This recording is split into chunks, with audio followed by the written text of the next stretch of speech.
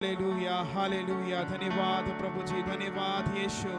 Thank you Jesus. धन्यवाद प्रभु जी, धन्यवाद राजा। Hallelujah. Thank you Jesus. धन्यवाद राजा। Hallelujah hallelujah. प्यारे पिता,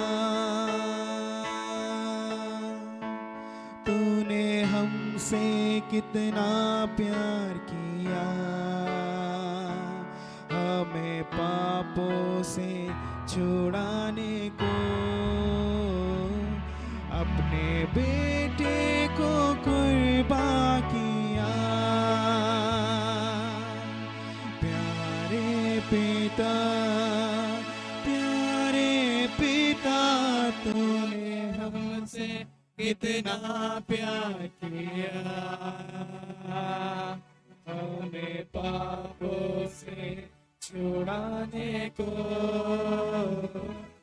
अपने बेटे को कुर्बान किया। हम गाए हो सना, तू राजाओं का है राजा, तेरी महिमा होवे सदा।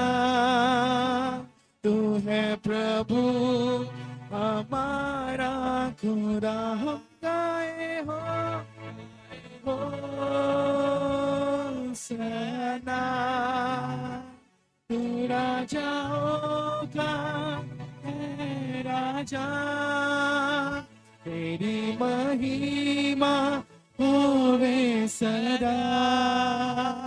तू है प्रभु हमारा खुदा, तू है प्रभु हमारा खुदा, तू है प्रभु हमारा खुदा। Thank you Jesus. धन्यवाद राजा। Hallelujah hallelujah hallelujah.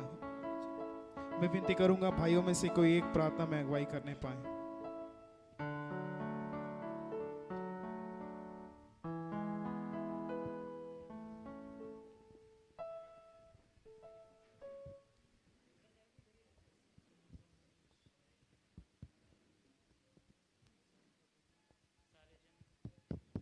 एक चित होकर तेरे नाम की स्तुति महिमा करने पाए प्रभु, हम आपका धन्यवाद करते हैं। गीतों के द्वारा, वचनों के द्वारा प्रभु जी तेरे मार्गों में चलने की नसीहत हम प्रभु जी अपने जीवन में बिठाने पाए पिता जी। से बोली और बातचीत कीजिए परमेश्वर, जो वचन आपने हमारे जीवनों के लिए रख छोड़ा है पिता, आज हमें सुनकर प्रभु जी हमारे जीवन में 100 गुना फल लाने वाला है। जितने भी लोग उपस्थित हैं आपके वचनों को सुनने के लिए पिता, उनके जीवन में भी अद्भुत कार्य कीजिए परमेश्वर। हर एक के मनों को शुद्ध कीजिए, आत्मा प्राण देह में प्रभु जी उन्हें पवित्र कीजिए परमेश्वर। उनकी भी हर एक घटी हर एक जरूरतों को आप पूरा कीजिए। तेरे दास के लिए भी प्रार्थना करते परमेश्वर, जो सेवकाई में बाहर गए उनके भी आने जाने में रक्षा कीजिए परमेश्वर। उनके भी प्रभु जी वचनों में उनके साथ बने रहिए परमेश्वर। जो वचन वहाँ सुनाते पिता, हर एक के जीवन में आप फलवंत कीजिए पिता। उनके प्रयासों का उचित प्रतिफल उन्हें मिलने पाए। हम धन्यवाद देते हैं पिता, आज के जो दास आपने वचन सुनाने के लिए नियुक्त किया है पिता, उनको भी तेरे पवित्र हाथों में सौंपते परमेश्वर। उनसे भी पिता वचनों के द्वारा आप बातें कीजिए परमेश्वर। होने दे प्रभु जी क्या उपस्थित सारे प्रियजनों के जीवन में वचन फलवंत होने पाए। धन्यवाद करते हैं आगे की सारी बातों के लिए प्रभु जी, हम आपका धन्यवाद करते हैं। जब हम तेरे वचनों को सुनते हैं, गीतों को गाते हैं, भजनों को पढ़ते हैं पिता, होने दे प्रभु जी हर बात में हम तेरे नाम की महिमा करने पाए। धन्यवाद करते प्रभु जी, हमारी विनतियों को सुना इसके लिए धन्यवाद करते। सारा आदर महिमा जला सिर्फ आपको देते हुए इस विनती को हमारे उद्धारकर्ता आपके प्रिय पुत्र प्रभु यीशु के नाम से मांगते हैं, आमीन आमीन आमीन। सब बोलिए आमीन। आइए परमेश्वर की आराधना करने पाए उस गीत के माध्यम से। सारी सृष्टि के मालिक तुम ही हो, करते हैं तेरा ही गुणगान। इस गीत के माध्यम से हम परमेश्वर को महिमा देने पाए।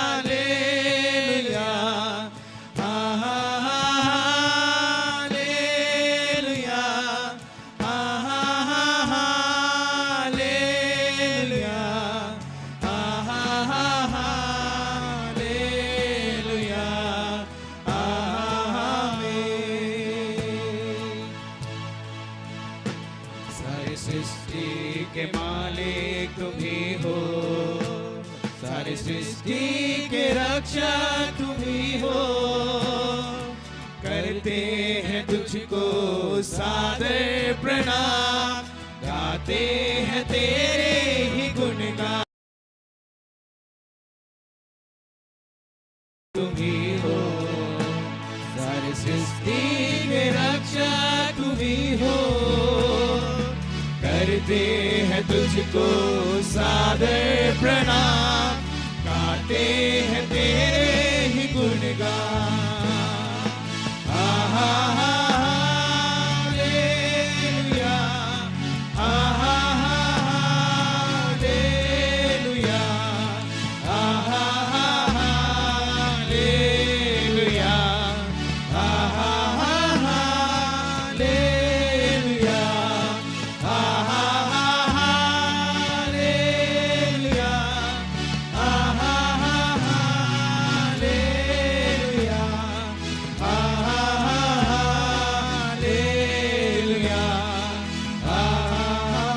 सारी सृष्टि को तेरा सहारा, सारी सृष्टि को तेरा सहारा, सारे संकट से हमको बचाना। तेरे हाथों में जीवन हमारा है, राह पर हमको चलाना। सारी सृष्टि को तेरा सहारा, सारे संकट से हमको बचाना। तेरे हाथों में जीवन हमारा है, अपनी राह पर हमको चलाना।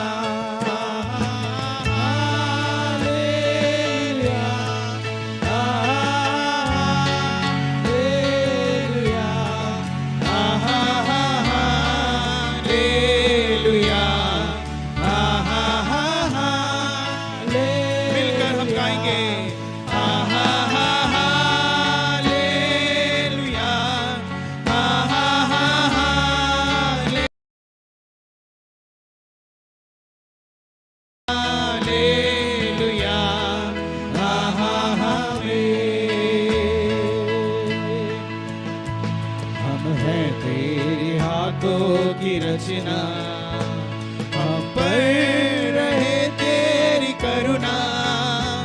तन मन धन हमारा तेरा है, इन शैतान को छूने न देना। हम हैं तेरे हाथों की रचना, तेरे हाथों की रचना। हम पर रहे तेरी करुणा, पर रहे तेरी करुणा। तन मन धन हमारा तेरा है, शैतान को छूने न देना। हालेलुया, हालेलुया, हालेलुया, हालेलुया,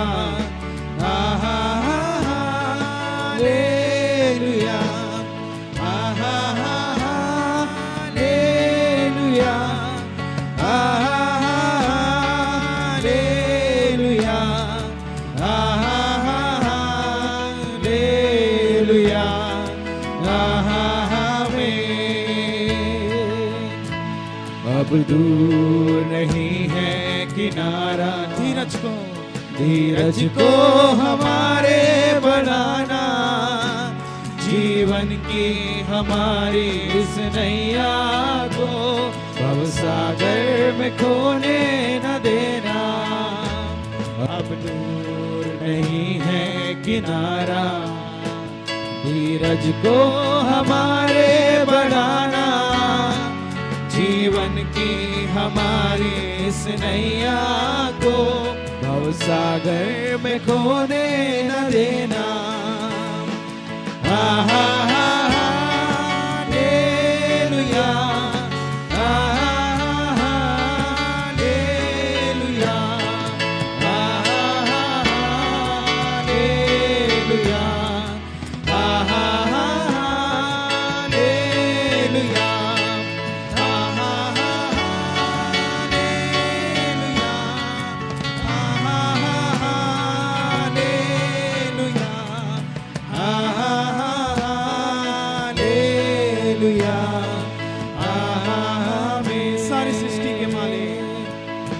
सारी सृष्टि के मालिक तुम ही हो, सारी सृष्टि के रक्षक तुम ही हो।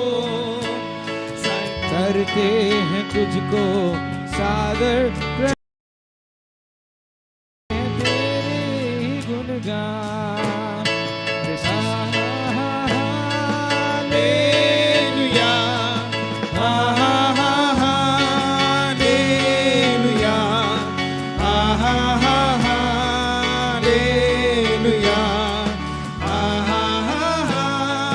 हालेलुया,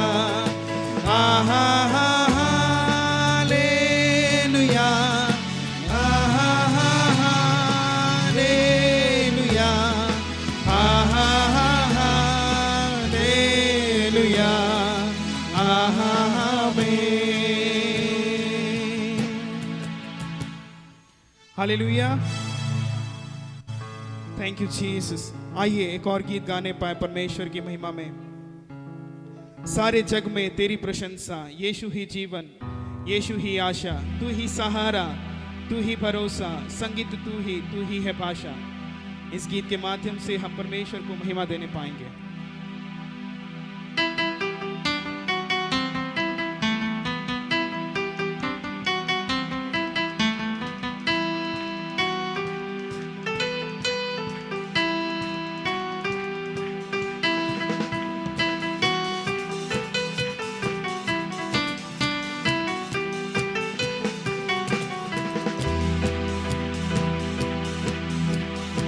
सारे जग में तेरी प्रशंसा, यीशु ही जीवन, यीशु ही आशा।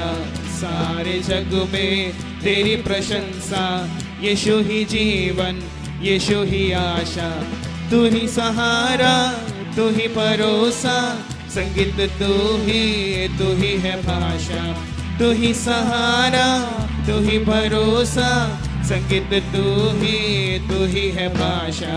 सारे जग में तेरी प्रशंसा, यीशु ही जीवन, यीशु ही आशा। सारे जग में तेरी प्रशंसा, यीशु ही जीवन, यीशु ही आशा।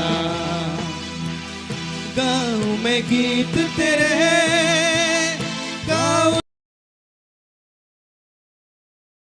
आवाज गूंजे मेरी धरती और आसमान में। गाऊं मैं गीत तेरे, गाऊं तेरी शान में। आवाज गूंजे मेरी धरती और आसमान में। तेरे दम से है ये दुनिया और कुछ भी जानू ना।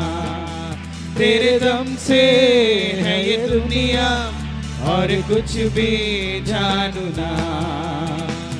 सारे जग में तेरी प्रशंसा, यीशु ही जीवन, यीशु ही आशा।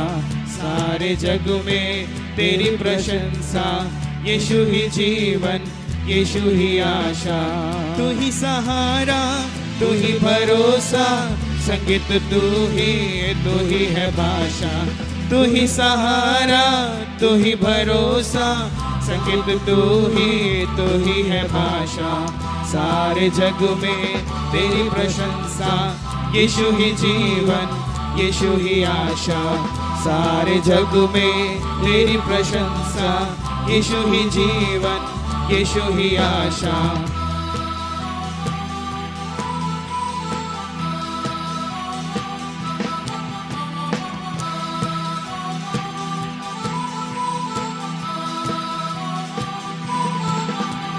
चारों तरफ है मेरे तेरी प्रशंसा का गाना। तू मुझको लाया यहाँ, यही है मेरा ठिकाना।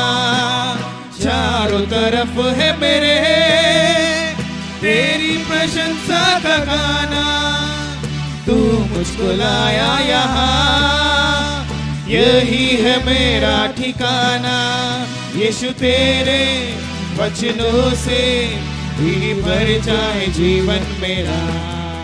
यीशु तेरे वचनों से जी भर जाए जीवन मेरा। सब मिलकर बोलेंगे, सारे जग में तेरी प्रशंसा, यीशु ही जीवन, यीशु ही आशा।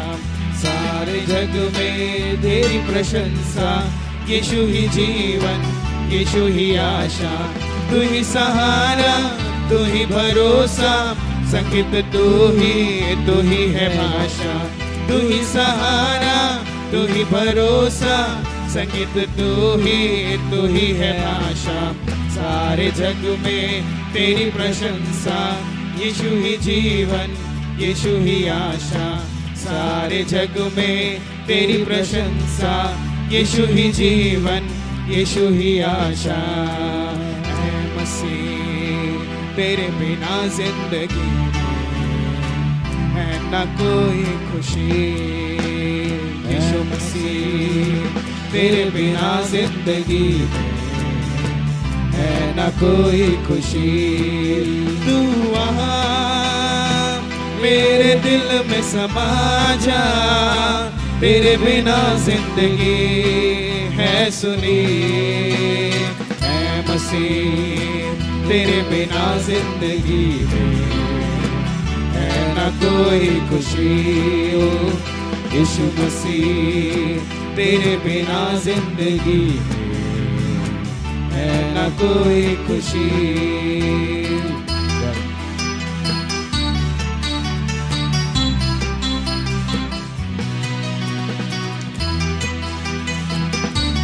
तालियों के साथ उसकी आराधना करने पाए। कब के बादलों का छाया अंधेरा था, तूने आकर मुझे जीवन से भर दिया। कब के बादलों का छाया अंधेरा था, तूने आकर मुझे जीवन दे भर दिया। तू वहाँ मेरे दिल में समा जा, तेरे बिना जिंदगी है सुनी। ऐ मसीह तेरे बिना जिंदगी है न कोई खुशी। हो यीशु मसीह तेरे बिना जिंदगी है न कोई खुशी।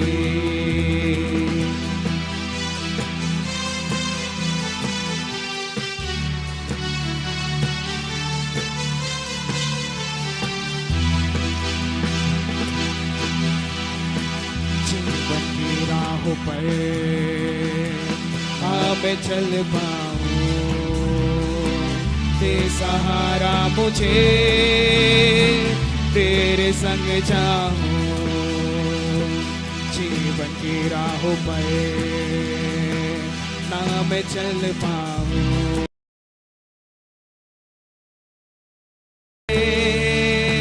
तेरे संग जाऊं। तू मेरे दिल में समा जा, तेरे बिना जिंदगी है सुनी।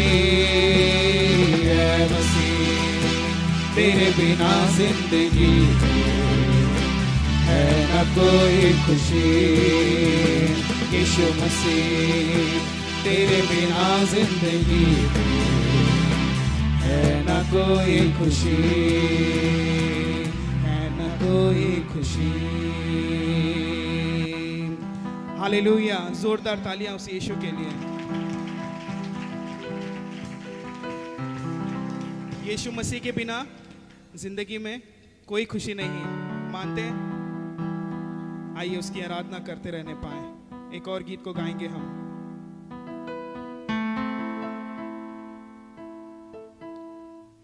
दरबार में हो तेरी स्तुति, दरबार में हो आराधना। मैं आशिक तेरा, इस गीत के माध्यम से हम परमेश्वर को महिमा देने पाएंगे।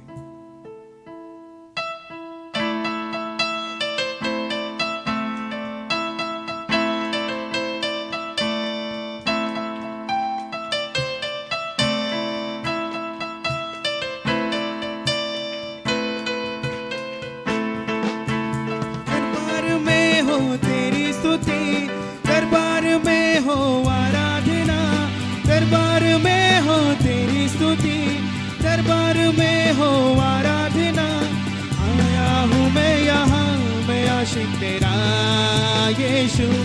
आशिक तेरा, मैं आशिक तेरा यीशु, मैं आशिक तेरा। मजे नहीं आ रहा, अपने स्थानों पे खड़े हो जाएं। हालेलुया। ऐसा लग रहा है कि एकदम ठंडा ठंडा चल रहा है। हमने गीत गाया, यीशु मसीह तेरे बिना जिंदगी में कोई खुशी नहीं है। अब हम गीत गा रहे हैं कि यीशु मैं तेरा आशिक हूं। तो आशिक इतना ठंडा नहीं रहता, रहता है क्या? आइए हम मिलके गाने पाए। दरबार में हो तेरी स्तुति, दरबार में हो आराधना, दरबार में हो तेरी स्तुति, दरबार में हो आराधना। आया हूँ मैं यहाँ, मैं आशिक तेरा यीशु, मैं आशिक तेरा, मैं आशिक तेरा यीशु, मैं आशिक तेरा। आया हूँ मैं यहाँ यीशु तेरे दरबार में, आया हूँ मैं यहाँ यीशु तेरे दरबार में। फिर से दरबार में हो तेरी स्तुति, दरबार में हो आराधना, दरबार में हो तेरी स्तुति, दरबार में हो आराधना। आया हूँ मैं यहाँ, मैं आशिक तेरा यीशु, मैं आशिक तेरा, मैं आशिक तेरा यीशु, मैं आशिक तेरा। थोड़ा हाथों को ऊपर कर सकते हैं और थोड़ा ऐसे ऐसे कर सकते हैं। सिर्फ तालियों से काम नहीं चलेगा, क्योंकि हम यीशु के दरबार में हैं और उसके आशिक बन के आए हैं। आशिक हूँ मैं तेरा, मैं ना शर्माऊंगा, मैं ना शर्माऊंगा। आशिक हूँ मैं तेरा, मैं ना शर्माऊंगा। आशिक हूँ मैं तेरा, मैं ना घबराऊंगा। आशिक हूँ मैं तेरा, मैं ना घबराऊंगा। यीशु तू है ना जिंदा खुदा, तू ही तो मेरा है मसीहा। यीशु तू मेरा जिंदा खुदा, तू ही तो मेरा है मसीहा। दाऊद की तरह मैं नाचूंगा यीशु, मैं नाचूंगा, मैं नाचूंगा यीशु, मैं नाचूंगा। दरबार में हो तेरी स्तुति, दरबार में हो आराधना, दरबार में हो तेरी स्तुति, दरबार में हो आराधना। आया हूँ मैं यहाँ, मैं आशिक तेरा यीशु, मैं आशिक तेरा, मैं आशिक तेरा यीशु, मैं आशिक तेरा।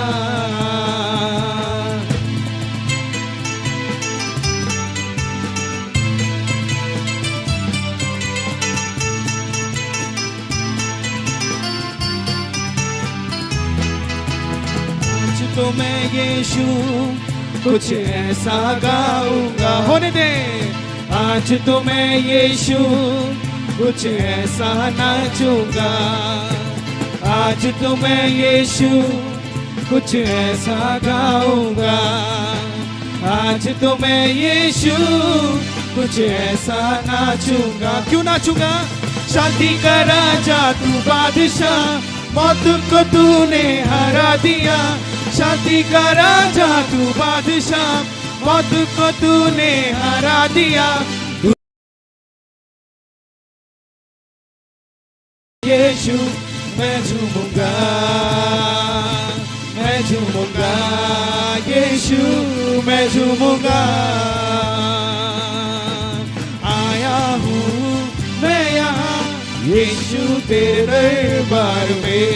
आया हूँ मैं यहाँ यीशु तेरे दरबार में। दरबार में हो तेरी स्तुति, दरबार में हो आराधना, दरबार में हो तेरी स्तुति, दरबार में हो आराधना।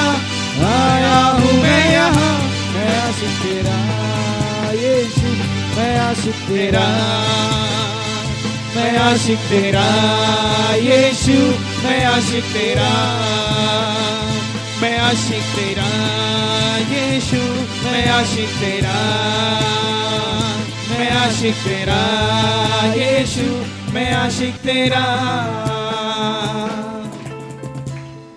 धन्यवाद। अपने आंखों को बंद करने पाए। हम सब ने उस पवित्र उपस्थिति में हमने गाया है, आज तो यीशु मैं कुछ ऐसा गाऊंगा जो तुझे प्रसन्न योग्य हो। आज तो मैं कुछ ऐसा नाचूंगा परमेश्वर कि तुझे प्रसन्न योग्य हो। खुदावन परमेश्वर होने दे, अपने हृदय से हम गीतों के शब्द बोलने पाए, स्मरण रखने पाए पिता ने आपको क्यों बुलाया है और वो किनको खोज रहा है। वो उन्हीं को खोजता है जो उसकी आराधना आत्मा और सच्चाई से कर सके। यदि आप निर्बल हैं, यदि आपका मन नहीं लगता, तो परमेश्वर ने एक सहायक दिया है, उसे बुलाने पाए और पवित्र आत्मा से कहने पाए, प्रभु जी मुझे बल दे कि मैं तेरी आराधना आत्मा में भी कर सकूं और सच्चाई में भी कर सकूं। Hallelujah. Thank you Jesus, thank you Jesus. Hallelujah, hallelujah, hallelujah. Thank you Jesus. Hallelujah, hallelujah, hallelujah, hallelujah. Yeshu धन्यवाद, धन्यवाद परमेश्वर। अच्छा, करुणा से तेरी नया दिन दिखाता है, ढाल बनकर मेरी तू मुझे बचाता है। जब मैं पुकारूं तू दौड़ आता है, जब मैं गिरूं तू मुझे उठाता है। हाले hallelujah, hallelujah, hallelujah, hallelujah, hallelujah, hallelujah.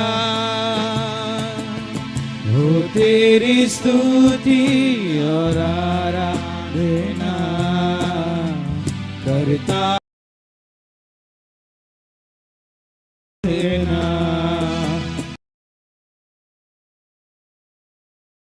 जगह को भरे, जो भी तू चाहे तू यहाँ पे कर। हाले हालेलुया, हालेलुया, हालेलुया, हाले हालेलुया, हालेलुया, हालेलुया।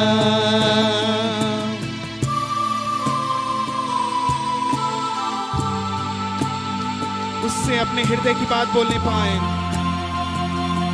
और कहने पाए, परमेश्वर जो तू चाहता है वो तू यहाँ पे कर। परमेश्वर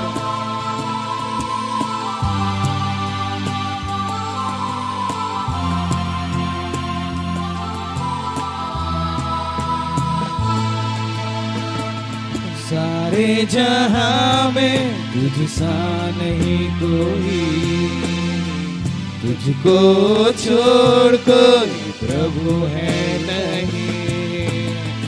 घुटने में टेकूं बस तेरे सामने, तू है मेरा प्रभु, तू मेरा पिता। Hallelujah, hallelujah, hallelujah, hallelujah, hallelujah, hallelujah. हो तेरी स्तुति, हो तेरी स्तुति और आराधना करता हूँ मैं तुझसे। ये प्रार्थना, महिमा से तेरी तू इस जगह को भर, जो भी तू चाहे तू यहाँ पे। हाथों को उठाकर hallelujah, thank you Jesus, hallelujah, thank you master, hallelujah, hallelujah, hallelujah, hallelujah. पवित्र तू पवित्र, तू पवित्र यीशु। सच्चे हृदय से बोलने पाए पवित्र तू पवित्र, तू पवित्र Yeshu. Hallelujah, hallelujah, hallelujah, hallelujah,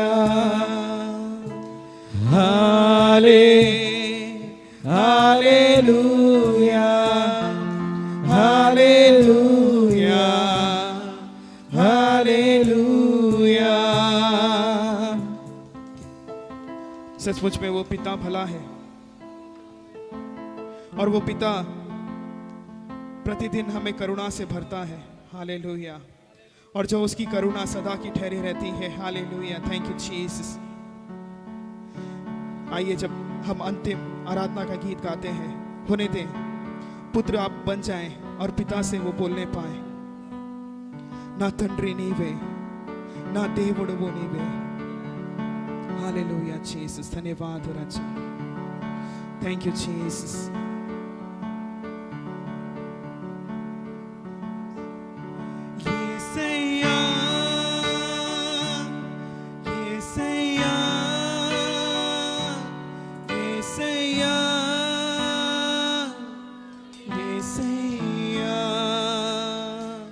యేసయ్యా,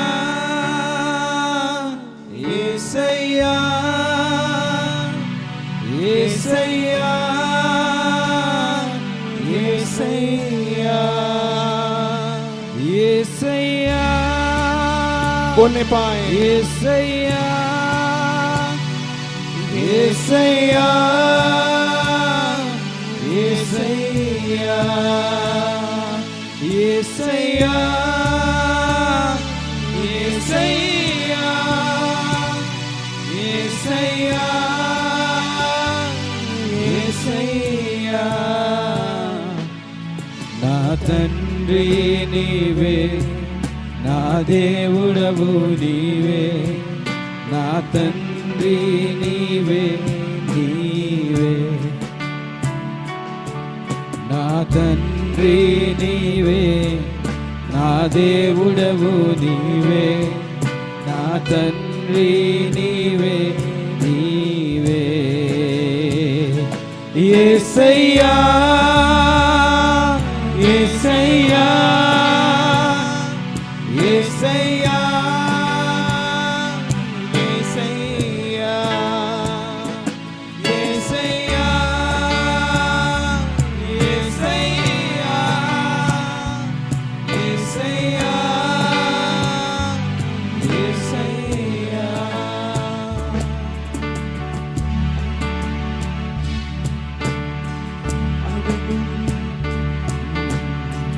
నా అడుగులు తప్పటడుగులై నడిచిన నా ప్రతి మార్గము సరిచేయు నా తండ్రివి, నా అడుగులు తప్పటడుగులై నడిచిన నా ప్రతి మార్గము సరిచేయు నా తండ్రివి। పగలు ఎండ దెబ్బైనను రాత్రి వెనల దెబ్బైనను తగలకుండా కాచే నీ ప్రేమ,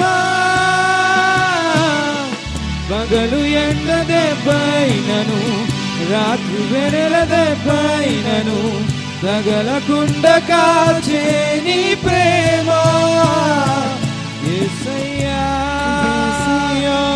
యేసయ్యా యేసయ్యా యేసయ్యా యేసయ్యా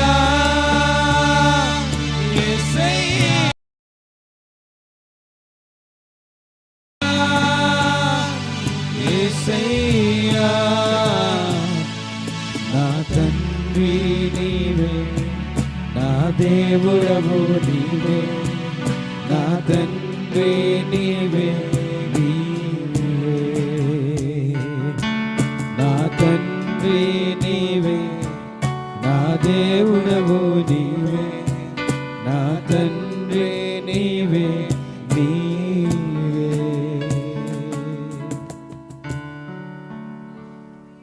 जब आराधना के मुख्य भाग में है, जब आपका हृदय उस यीशु के चरणों पे चढ़ चुका है,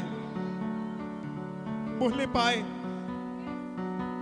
मेरा प्रभु तू है खुदावन राजा, मेरा पिता तू है खुदावन परमेश्वर।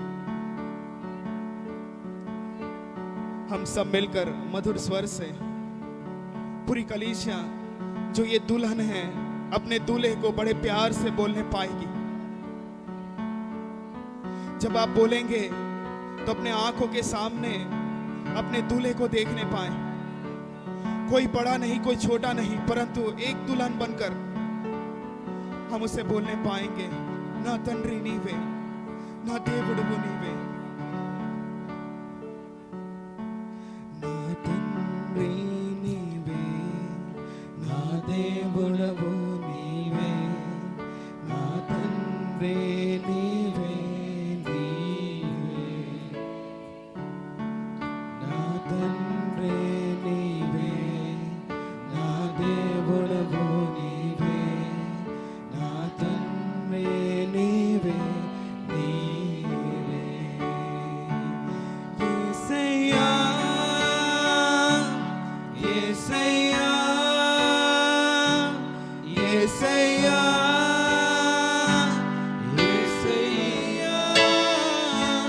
యేసయ్యా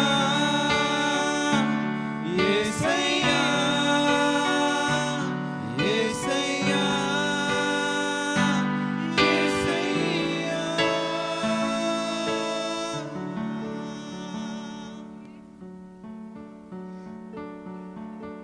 मेरे प्रियो, जब चंद मिनट हमारे पास है, अपने मुखों को खोल के अपने पिता से बोलने पाए।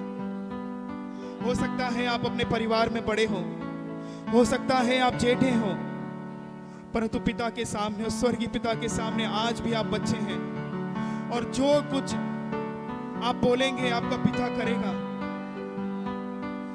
यदि आपको सुधारने की जरूरत है, पिता बड़े प्यार से आपको सुधारेगा। आप बस पिता के पास आइए, बोलने पाए अपने हृदय की बात उससे खोल के बोलने पाए। चंद मिनट जब हमारे पास हैं, अपने हृदय से जो चाहते हैं आप बोलने पाए। धन्यवाद राजा।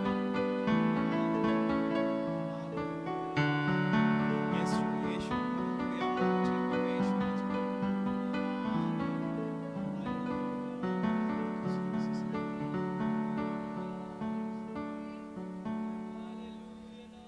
धन्यवाद यीशु। मैं विनती करूंगा विकी भैया से कि इस आराधना की आशीष के लिए, होने वाले तमाम बातों के लिए प्रार्थना में अगुवाई करने पाए।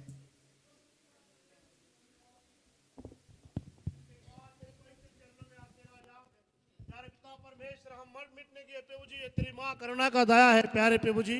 अब तक हम जीवितों में पाए जाते हैं प्यारे पिता परमेश्वर। प्यारे पिता, हमें तुझसे प्यार देना करते राजा। सचमुच प्रभु, जैसा गीतकार कहता है, स्वामी तू ही हमारा परमेश्वर, तू ही हमारा पिता है प्यारे पिता प्रभु जी।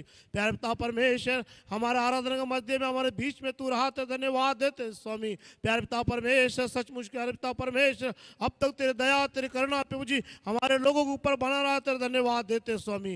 प्यारे पिता परमेश्वर, फिर से एक बार प्रभु जी आगे की आराधना को प्रभु जी हम तेरे हाथों में सौंपते प्यारे पिता परमेश्वर। प्रभु जी भजन पढ़े जाना प्रभु जी, दान दिया जाना प्रभु जी, संदेश को सुना जाना प्रभु जी, केवल तेरे नाम की महिमा होने पाए प्यारे पिता परमेश्वर। प्यारे पिता, तूने मेरी प्रार्थना सुना, धन्यवाद देते हुए प्रार्थना यीशु के नाम से मांगते, सुना है, दया से कबूल कर पिता।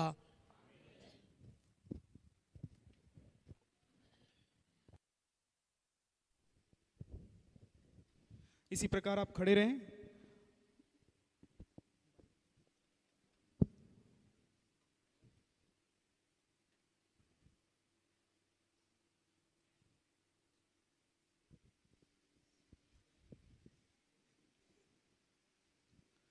सब अपने स्थानों पे खड़े होने पाए, और जितने ये खाली स्थान है सब आप आगे आके बैठ जाएं। आप आगे आ जाएं, ये स्थान खाली है, आप आगे आ जाएं। यहाँ के जितने बहनें हैं आगे आ जाइए।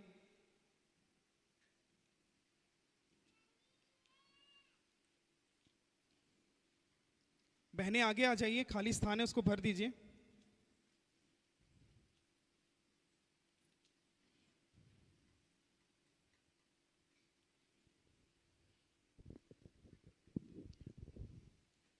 सब अपनी बाइबल को निकाल लेने पाए। आज का जो भजन हम पढ़ेंगे 77 77वां नंबर का भजन। पहला पद मैं पढ़ूंगा, दूसरा पद आप पढ़ेंगे, और हम मिलकर अंतिम पद को पढ़ने पाएंगे। मैं परमेश्वर की दुहाई चिल्ला चिल्ला कर दूंगा, मैं परमेश्वर की दुहाई दूंगा और वह मेरी ओर कान लगाएगा।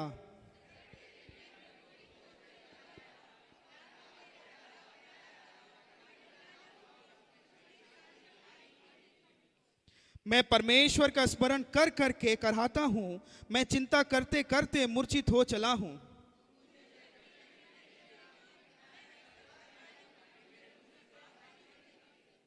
पांचवा पद, मैंने प्राचीन काल के दिनों को और युग युग के वर्षों को सोचा है।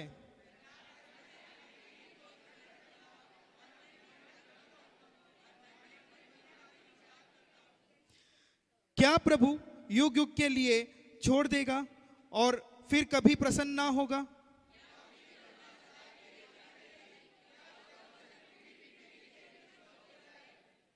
क्या परमेश्वर अनुग्रह करना है?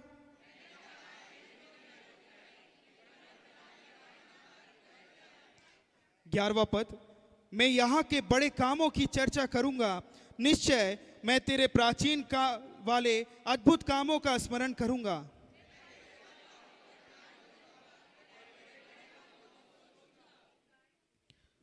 तेरहवां पद, हे परमेश्वर तेरी गति पवित्रता की है, कौन सा देवता परमेश्वर के तुल्य बड़ा है?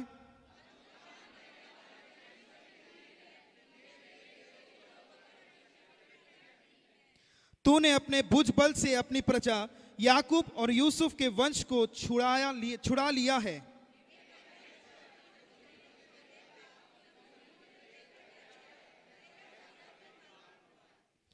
मेघों से बड़ी वर्षा हुई, आकाश से शब्द हुआ, फिर तेरे तीर इधर उधर चले।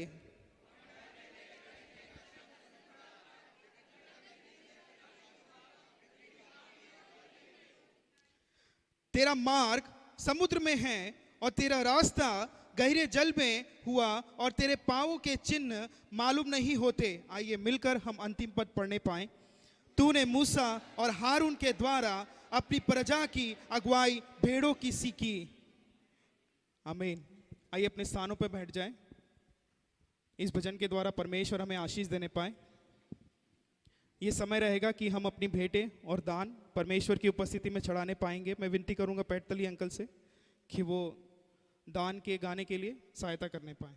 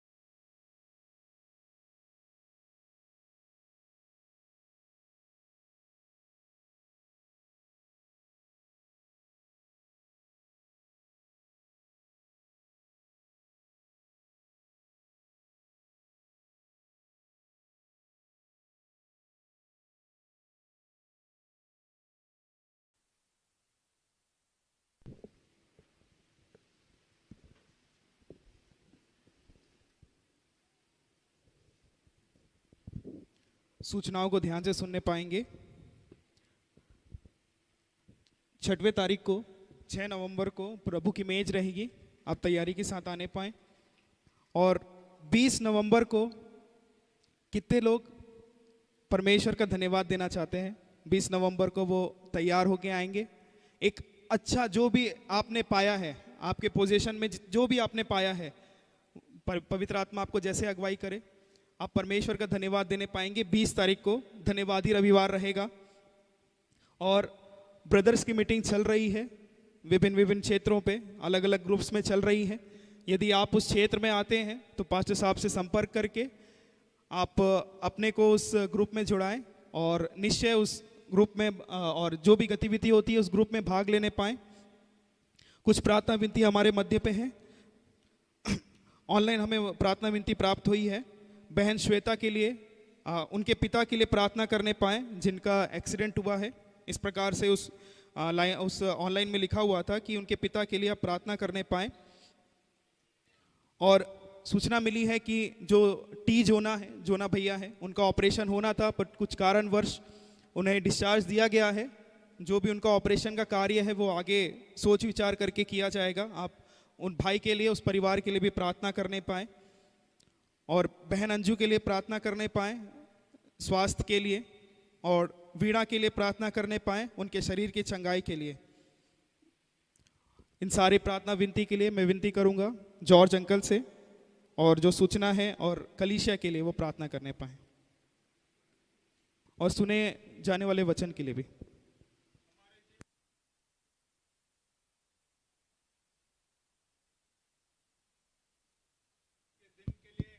आपका ठहराया हुआ दिन है प्रभु, उसमें हम आपके पवित्र उपस्थिति में आ सके प्रभु, इसलिए हम आपका धन्यवाद करते हैं। शुरू से लेकर इस समय तक आपने प्रभु हमारी अगुवाई किया, इसके लिए हम आपका शुक्रिया करते हैं। विशेष करके प्रार्थना करते हैं प्रभु, जो भी आने वाले समय में कार्यक्रम है प्रभु, उन सबको प्रभु आपके हाथों में सौंप देते हैं। प्रार्थना करते हैं हमें हृदय की तैयारी दें, मन की तैयारी दें, ताकि जब हम आपकी उपस्थिति में आते हैं प्रभु, उन आशीषों को, आत्मिक आशीषों को पा करके हम जाने वाले हो सकें, ऐसा अनुग्रह करना प्रभु। हम प्रार्थना करते हैं जितने भी बीमारी की अवस्था में पाए जाते हैं उन सबको प्रभु आपके जोरावर हाथों में हम सौंप देते हैं प्रभु। वो अपने छिदे हुए हाथ को बढ़ा करके प्रभु आप छुएं और अद्भुत कार्यों को करें प्रभु, ताकि वो यहाँ आपके पवित्र उपस्थिति में आ करके आपके नाम की महिमा और स्तुति कर सकें, ऐसा अनुग्रह कीजिए प्रभु। हम प्रार्थना करते हैं हर एक वो परिवार जो प्रभु इस वक्त प्रभु दुख में है, ओ प्रभु उनको आप शांति देना प्रभु। ओ प्रभु आप उनके जीवनों में कार्य करना, ताकि प्रभु आपकी शांति को वो पा सकें और आपके नाम की महिमा कर सकें। उसी तरह से प्रभु इस वक्त हम आपके पवित्र कलाम की ओर जाने वाले हैं प्रभु। अपने दास को प्रभु आप छुएं और प्रभु अपने प्रभु उस वचन को उनके होंठों में दे दें प्रभु, ताकि वो हम तक उस आपकी इच्छा को पहुंचा सकें प्रभु। हमें सुनने वाले कान और हृदय के में ग्रहण करने वाला हृदय दें प्रभु, ताकि हम सिर्फ सुनने वाले नहीं लेकिन उस वचन के अनुसार चलने और करने वाले बन सकें प्रभु। हम प्रार्थना करते हैं हमारे कलीसिया के पासवान जहाँ कहीं भी पाए जाते हैं प्रभु, उन्हें बहुत आयत से आप इस्तेमाल करें प्रभु, उनके द्वारा अद्भुत अद्भुत कार्यों को करें प्रभु, ताकि आपके नाम की महिमा और स्तुति उनके द्वारा हो सके। उनके यात्राओं में आप सफलता देना और सुरक्षा देना, ताकि प्रभु वो जहां कहीं भी आए जाएं प्रभु आपका सुरक्षित हाथ उनके ऊपर बना रहे, ऐसा अनुग्रह कीजिए। सारा आदर महिमा गौरव इज्जत आपको देते हुए प्रभु यीशु मसीह के नाम से मांगते हैं, सुनिए और दया से ग्रहण कीजिए। आमीन आमीन आमीन। अभी समय रहेगा कि परमेश्वर के वचन से हम सुनने पाएंगे। मैं विनती करूंगा राजू भैया से कि वो हमारे मध्य में आकर परमेश्वर के वचन की सेवकाई करने पाए।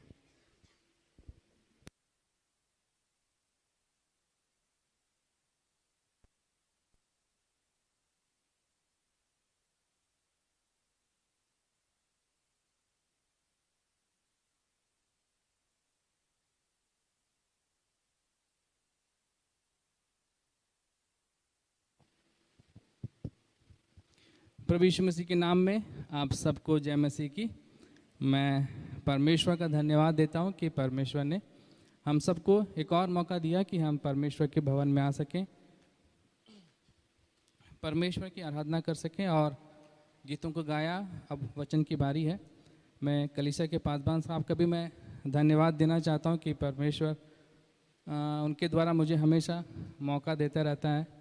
लेकिन मैं फ्रैंक बताऊं, मैं हमेशा बचने की कोशिश करता हूं उनसे कि किसी भी तरह कुछ भी बोल के, लेकिन कई बार पॉसिबल नहीं हो पाता है। तो आप लोग मुझे मेरे लिए दुआ करते रहिए, क्योंकि जब आप संडे स्कूल में पढ़ाते हैं छोटे बच्चों को तो आप मालूम है कि आप उनसे ज़्यादा जानते हो, तो आप कुछ भी बोल सकते हो। लेकिन जब यहाँ इतने मैच्योर लोग हैं, अनुभवी लोग हैं, और उनके सामने बोलना है परमेश्वर का वचन, तो आप कुछ भी नहीं बोल सकते हो। तो अंदर घबराहट होते रहती है। तो मेरे लिए भी दुआ करते रहिए ताकि परमेश्वर अपनी बातों को आपके सामने रख सके। तो एक वचन निकालेंगे, रोमियो उसका 12 अध्याय पहला वचन। पास्टर साहब का ही वचन है, लेकिन मैं इसमें से कुछ शब्दों को लूँगा। रोमियो 12 अध्याय और पहला वचन।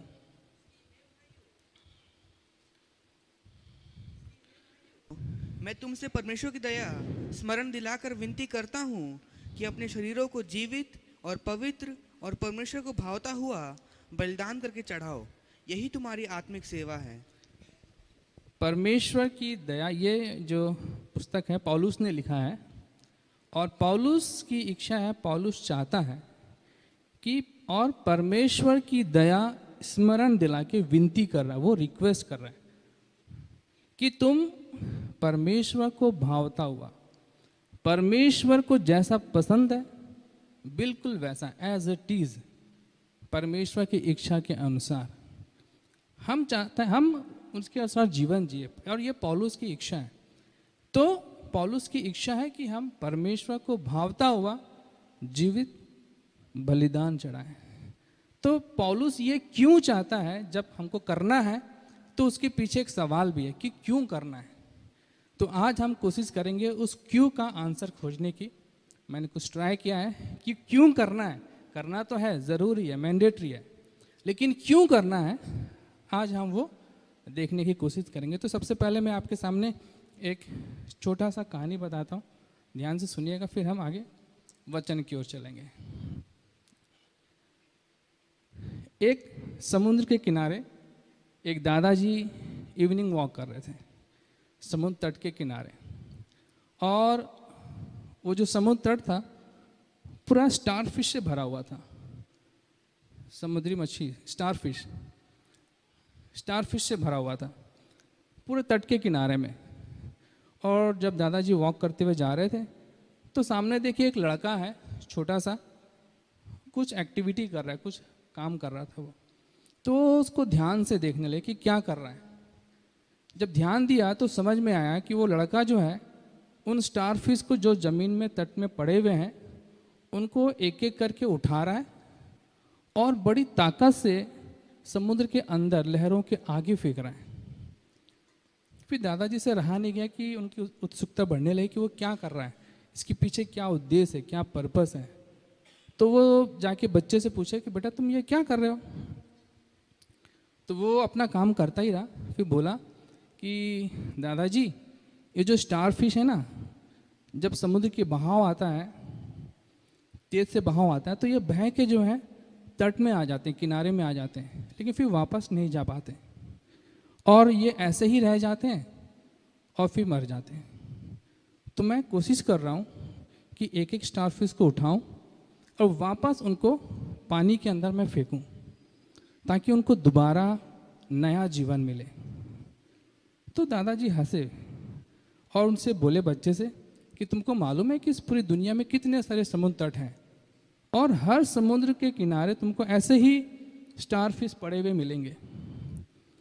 तो तुम इनके साथ क्या फ़र्क कर रहे हो। इनके जीवन में कुछ फ़र्क होने वाला नहीं है, कुछ डिफरेंस नहीं होने वाला है तुम्हारे इस एक एक फेंकने से।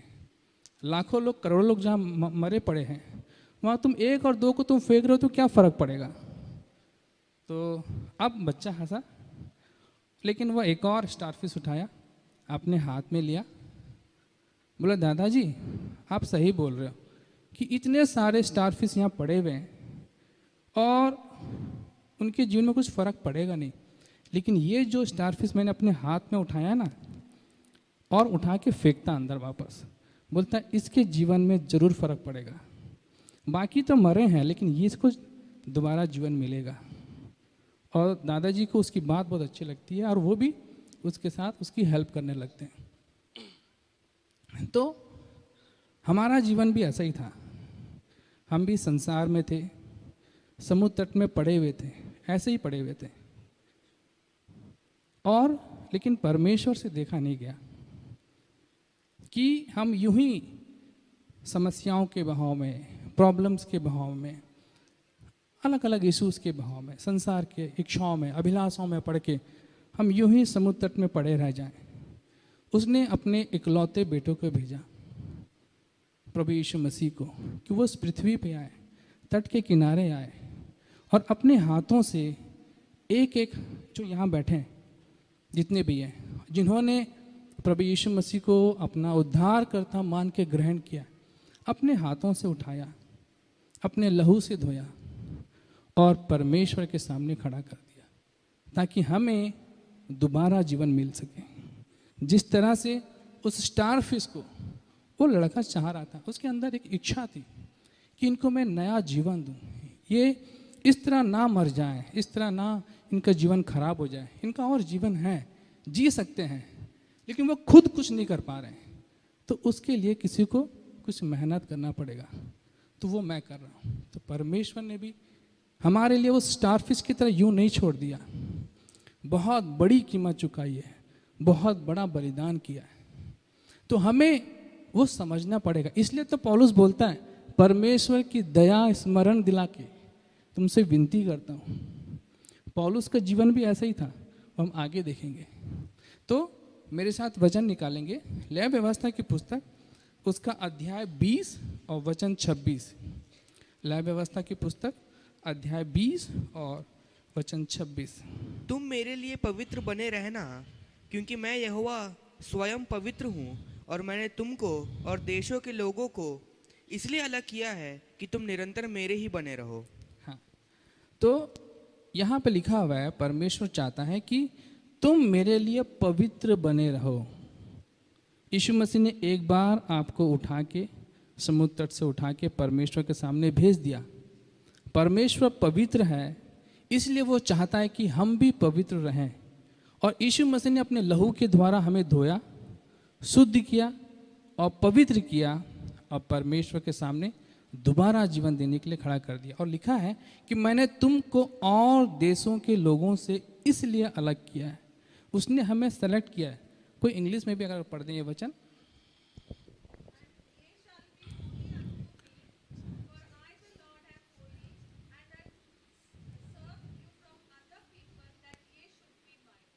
एक जगह है कि उसने सेलेक्ट किया है, सेलेक्टेड, उसने हमें चुना है, अलग किया है।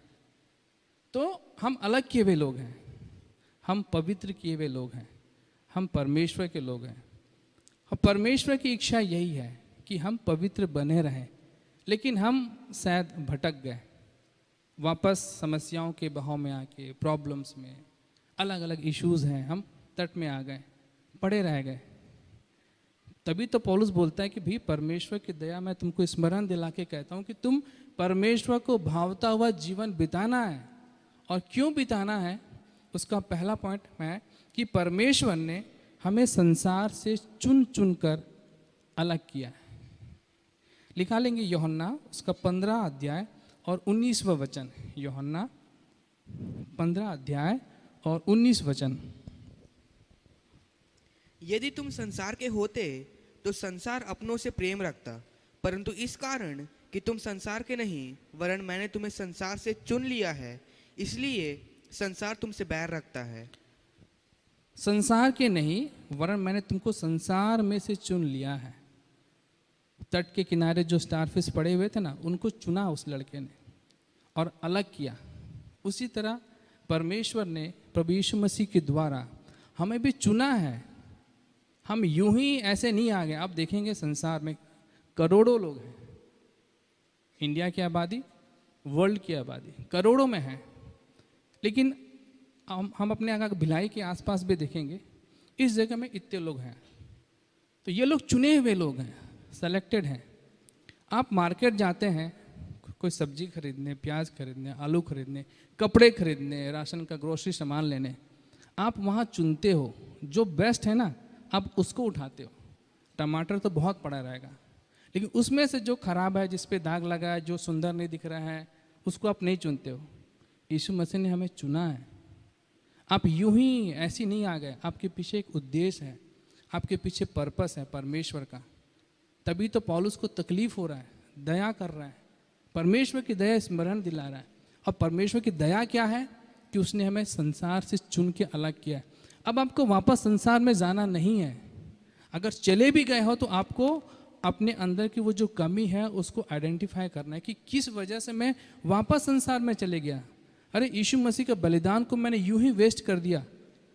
उसने हमारे लिए दाम चुकाया है, कीमत चुकाया है, उसने हमें सेलेक्ट किया है, तो हमें वैसा ही रहना है ताकि हम परमेश्वर के पास रह सके। परमेश्वर पवित्र है, अब वो चाहता है कि हम भी पवित्र रहें। पवित्र आदमी के पास ही पवित्र आदमी रह सकता है। वचन में लिखा है, विश्वासी का अविश्वासी से क्या मेल, पवित्रता का अपवित्रता के साथ में क्या मेल, अच्छा का बुराई के साथ क्या मेल। हम बुरे हो गए, हम पाप में गिर गए, संसार में आ गए, परमेश्वर से दूर हो गए। पौलुस बोलता है, भाई तुमको जीविता हुआ बलिदान चढ़ाना, परमेश्वर के अनुसार जीवन जीना है, और तभी परमेश्वर की इच्छा हमारे जीवन में पूरी होने पाएगी। दूसरा पॉइंट है कि परमेश्वर ने हमको दाम दे के मोल लिया। पहला रीजन कि परमेश्वर क्यों चाहता है कि हम परमेश्वर की इच्छा के अनुसार जीवन बिताएं, क्योंकि परमेश्वर ने हमें संसार से अलग किया है। दूसरा, परमेश्वर ने हमारे लिए एक दाम चुकाया है, एक कीमत चुकाई है। निकालेंगे पहला कुरिन्थियों अध्याय 6 और उसका 20वां वचन। पहला कुरिन्थियों अध्याय 6 और उसका वचन 20 पढ़ेंगे एक बार। क्योंकि दाम देकर मोल लिए गए हो, इसलिए अपनी देह के द्वारा परमेश्वर की महिमा करो।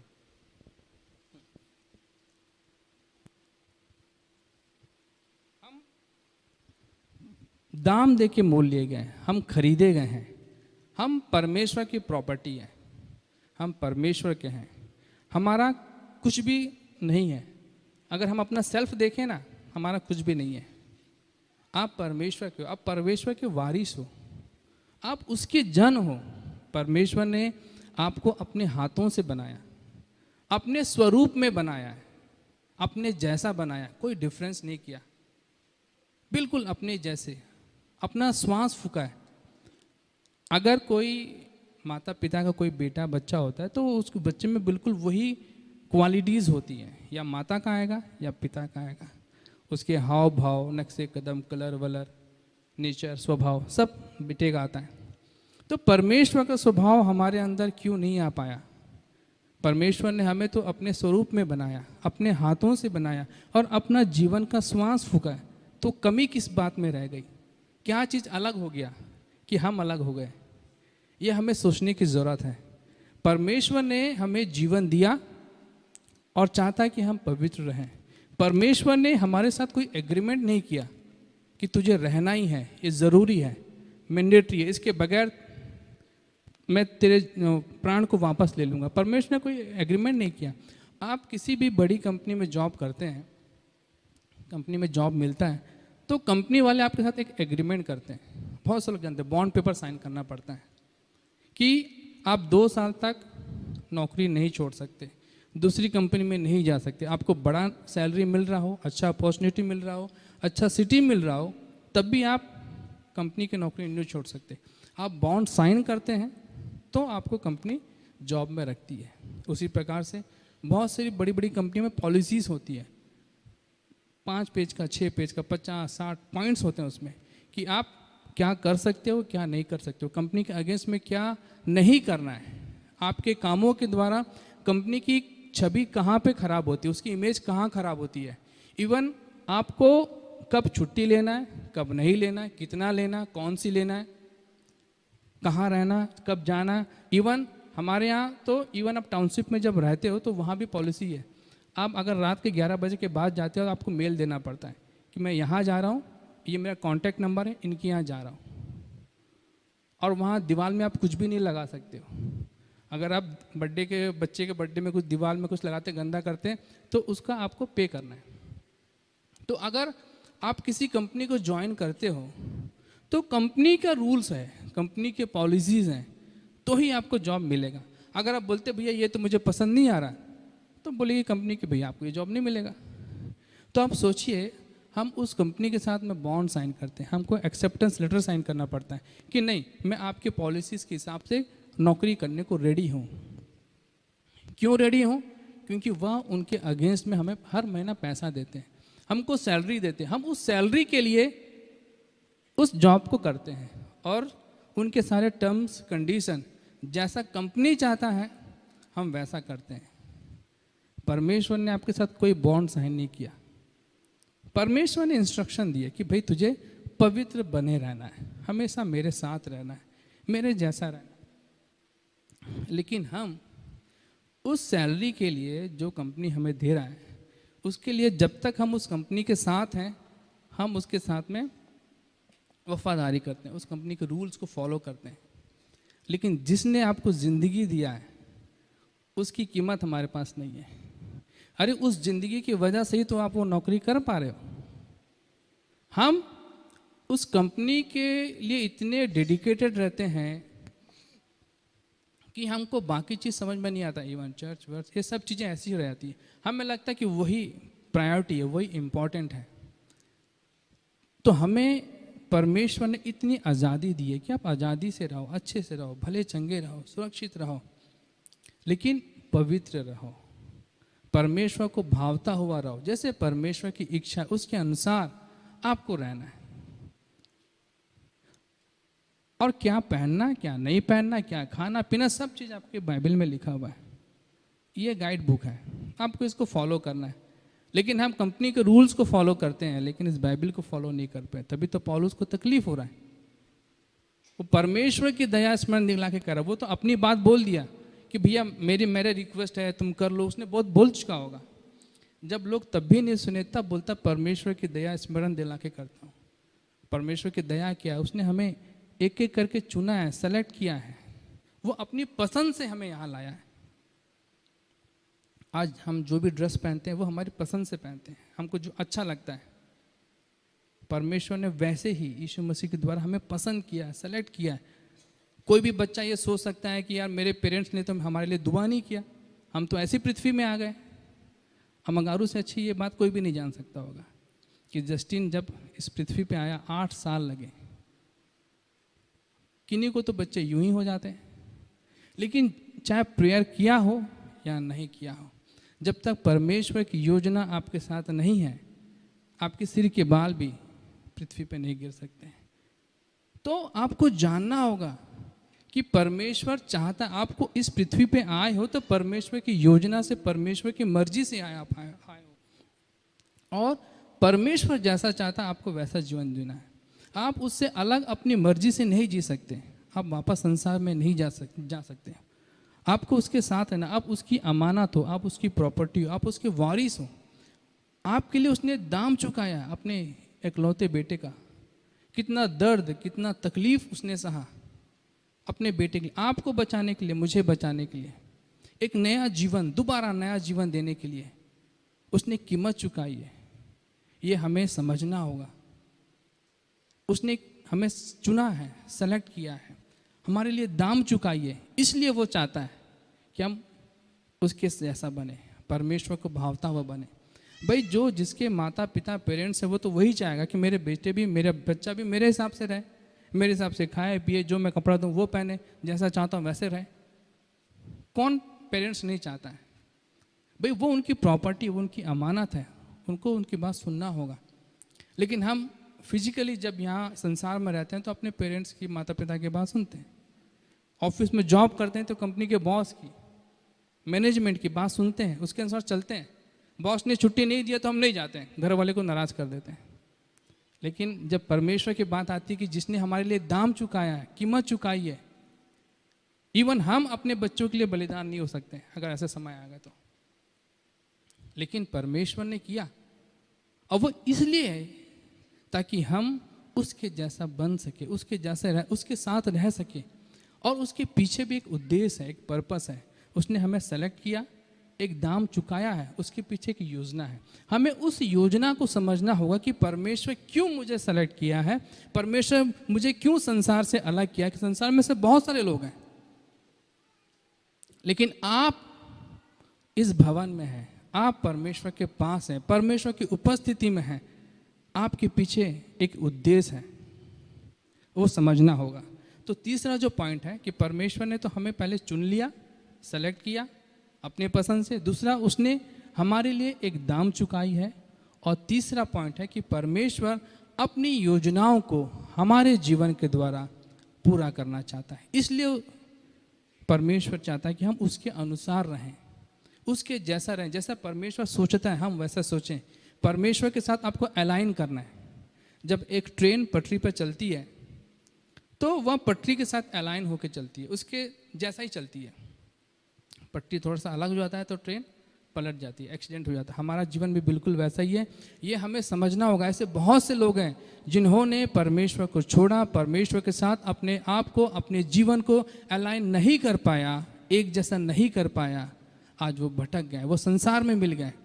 यीशु मसीह एक बार आके आपको जीवन दिए, आपको उठाए, सेलेक्ट किए, वापस समुद्र में लहरों के आगे फेंके, परमेश्वर से मिला दिए। अब आपको वहाँ से अलग नहीं होना है। अगर आप अलग परमेश्वर की योजना को अपने जीवन में पूरी नहीं होने देने पा रहे हो, निकालेंगे गिनती की किताब उसका 16 अध्याय और 9वां वचन। गिनती की पुस्तक अध्याय 16 और वचन 9। क्या यह तुम्हें छोटी बात जान पड़ती है कि इज़राइल के परमेश्वर ने तुमको इज़राइल की मंडली से अलग करके अपने निवास की सेवा करने और मंडली के सामने खड़े होकर उसकी भी सेवा टहल करने के लिए अपने समीप बुला लिया है? हाँ, परमेश्वर ने पहले हमें सेलेक्ट किया, हमारे लिए दाम चुकाया। और तीसरा, परमेश्वर चाहता है कि हम उसके लिए कार्यों को करें। जैसा लिखा है कि क्या आपको ये छोटी बात जान पड़ती है कि मैंने तुमको चुनकर अलग किया है ताकि हम उसके समीप रहें, उसके पास में रहें, उसके निवास स्थान में सेवा कार्यों को करें और उसके उत्तरदायित्व को संभालें। वो स्वर्ग में रह के चाहता है कि हम इस पृथ्वी पे रहें, लेकिन उसके समीप रहें, उससे जुड़े हुए रहें, उसके पास में रहें, उसके जैसा रहें, उसको भावता हुआ रहें। ये परमेश्वर की इच्छा है और परमेश्वर चाहता है कि हम उसके समीप रहने पाएं, उसके भवन में रहने पाएं, उसके सेवा कार्यों को संभालने पाएं, उसके उत्तरदायित्व को संभालने पाएं। हम इस पृथ्वी पर रह के परमेश्वर को, यीशु मसीह को हम रिप्रेजेंट करने पाएं। हमारे द्वारा लोग समझने पाए कि ये परमेश्वर का पुत्र है, ये यीशु मसीह का पुत्र है। समझने पाए, हमको रिप्रेजेंट करना है, हम उनके रिप्रेजेंटेटिव हैं। जब कोई कंपनी किसी को हायर करती है ना, तो वो कंपनी का जो मैनेजमेंट है वो उस कंपनी के बिहाफ में जाके बात करता है। आपको कंपनी अथॉरिटी देती है, आपको पावर देती है कि आप, जैसे अमित भाई बीच में HDFC बैंक में थे, तो वो बैंक की तरफ से रिप्रेजेंटेटिव थे, वो बैंक को रिप्रेजेंट कर देते। अमित भाई अच्छा करेंगे, बैंक का नाम अच्छा होगा। अमित भाई बुरा करेंगे, बैंक का नाम खराब होगा। क्यों अमित भाई, सही बोल रहा हूँ मैं? हम परमेश्वर को रिप्रेजेंट कर रहे हैं, हम उसके रिप्रेजेंटेटिव हैं। उसने हमें सेलेक्ट किया है, हमारे लिए दाम चुकाया है, हम उसके हैं। तो हमें बिल्कुल वैसा ही सोचना पड़ेगा जैसे परमेश्वर सोचता है। परमेश्वर क्या चाहता है इस पृथ्वी पे आपके द्वारा, क्योंकि परमेश्वर ने हमेशा डायरेक्ट आके इस पृथ्वी पे काम नहीं किया। उसने हमेशा एक लोग चाहिए उसको, एक अच्छे लोग, पवित्र लोग चाहिए। मूसा को सेलेक्ट किया, आम पब्लिक से कभी बात नहीं किया, लेकिन मूसा से बात किया। मूसा को बोला तू पवित्र है, और पवित्र व्यक्ति ही जाके परमेश्वर से बात कर सकता है। आपने कब लास्ट टाइम परमेश्वर से बात किया? नहीं किया तो क्यों नहीं कर पाए? आप भी क्या वो इजरायली प्रजा में आते हो, आम प्रजा में, कि आप मूसा के कैटेगरी में आते हो? ये आपको सोचना होगा। आप में और बाकी प्रजा में परमेश्वर ने डिफरेंस नहीं किया, आपको बिल्कुल वैसा ही रखा है। जो पवित्र है, परमेश्वर के जैसा है, परमेश्वर की इच्छा के अनुसार चलता है, परमेश्वर को भावता हुआ जीविता बलिदान चढ़ाता है, वो व्यक्ति परमेश्वर से बात कर सकता है, परमेश्वर के समीप रह सकता है। पास्टर साहब की इच्छा नहीं थी, मैंने बताया था लास्ट टाइम, कि वो ये सेवा कार्य को करे। वो तो बिजनेस करना चाहते थे, दोस्त के साथ मिलकर बिजनेस करूँगा, काम करूँगा। लेकिन पास्टर साहब का सोचना अलग है, परमेश्वर का सोचना अलग है। पास्टर साहब को परमेश्वर ने उस समुद्र तट से इसलिए सेलेक्ट नहीं किया कि वो बिजनेस करे, दाम इसलिए नहीं चुकाया कि वो बिजनेस करे अपने दोस्त के साथ। परमेश्वर ने यहाँ की सेवा बढ़ाने के लिए, राजनांदगांव की सेवा, गुजरात की सेवा, कहाँ कहाँ नहीं जा रहे, परमेश्वर के कार्य उनको रिप्रेजेंट कर रहे हैं, लोगों को परमेश्वर के बारे में बता रहे, मेरा पिता ऐसा है, मेरा परमेश्वर ऐसा है, उसका राज्य आने वाला, आपको तैयार होना है। अगर आप अभी भी पाप में हैं, संसार में हैं, पड़े हुए हैं, तट में पड़े हुए हैं, आपको वो चाहता है कि आप उसके जैसे बने, उसको जीवता हुआ बलिदान, उसके जैसा, उसकी इच्छा यही है। तो हमारे चाहने से, आपके चाहने से कुछ होने वाला नहीं है। जो परमेश्वर चाहता है वो होता है। लेकिन हमें जो परमेश्वर चाह रहा है वो होने के लिए हमें परमेश्वर के जैसा बनना पड़ेगा। पास्टर साहब वचन के अनुसार चले, परमेश्वर को ग्रहण किए, विश्वास में थे, कलीसिया में थे, जुड़े हुए थे, पवित्र थे, परमेश्वर ने उनको यहाँ लेके आया। अगर वो वैसा नहीं रहते, उनमें वो क्वालिटीज़ नहीं रहती, तो आज यहाँ कोई और रहता, यहाँ की मिनिस्ट्री कोई और चलाती। परमेश्वर ने सोचा था कि पास्टर स्टैनली यहाँ का चलाएंगे, और उन्होंने परमेश्वर को भावता हुआ जीवन बिताया, इसलिए वो यहाँ हैं। 2-3 पॉइंट मैं और बताना चाहूँगा कि अगर आप परमेश्वर की इच्छा को अपने जीवन में पूरा होना देना चाहते हैं तो आपको उनके अनुसार, परमेश्वर के अनुसार जीवन बिताना होगा। और आपको 2-3 कार्य करने होंगे। उसमें से 2 पॉइंट मैं आपके सामने रखना चाहता हूँ कि हमें क्या करना है कि हम परमेश्वर की इच्छा को पूरी कर सकें। पहला पॉइंट है कि मनुष्यों की अभिलाषाओं के अनुसार आपको जीवन नहीं जीना है। निकालेंगे पहला पत्रस उसका अध्याय 4 और वचन 2। ताकि भविष्य में अपना शेष शारीरिक जीवन मनुष्यों की अभिलाषाओं के अनुसार नहीं, वरन परमेश्वर की इच्छा के अनुसार व्यतीत करें। परमेश्वर की इच्छा के अनुसार व्यतीत करें। अभी लास्ट मंथ 33 लोगों ने परमेश्वर को ग्रहण किया, यीशु मसीह को अपना उद्धारकर्ता मान के ग्रहण किया, और जो पुराना जीवन था उससे वे लोग ने एक समर्पण किया कि मैं अब नया जीवन जीऊंगा। बैलेंस ऑफ लाइफ, बचा हुआ लाइफ। वे लोग तो तब भी जीवित हैं, अब भी जीवित हैं। अगर आप फिजिकली देखेंगे तो उनके जीवन में कुछ डिफरेंस नहीं दिखाई देगा। वो तो पहले भी थे वैसे ही, आज भी वैसे ही है, सब चीज़ वैसा ही है, लेकिन डिफरेंस परमेश्वर को दिखाई देता है, और वो डिफरेंस आपके लाइफ में दिखनी चाहिए। अगर आप संसार से अलग कर लिए गए हो, अगर आपको वापस यीशु मसीह ने चुन के परमेश्वर से मिला दिया है, आपके लहू से धो दिया है, आपको पवित्र कर दिया है, तो आपके जीवन में वो शुद्धता, वो पवित्रता, वो डिफरेंस दिखनी चाहिए। जो आपके हाथ में था स्टार फिश, उसके साथ उसने डिफरेंस महसूस किया, बाकी लोग ऐसे पड़े थे। वो 33 लोग जो बचे हैं ना, उसको यीशु मसीह ने लास्ट मंथ उठाया अपने हाथों से, अपने लहू से धोया, पवित्र किया, परमेश्वर के सामने खड़ा कर दिया। अब उनकी रिस्पॉन्सिबिलिटी है, उनकी जिम्मेदारी है कि वे परमेश्वर के समान पवित्र रहें। परमेश्वर की इच्छा यही है, परमेश्वर की इच्छा यही है। क्या है?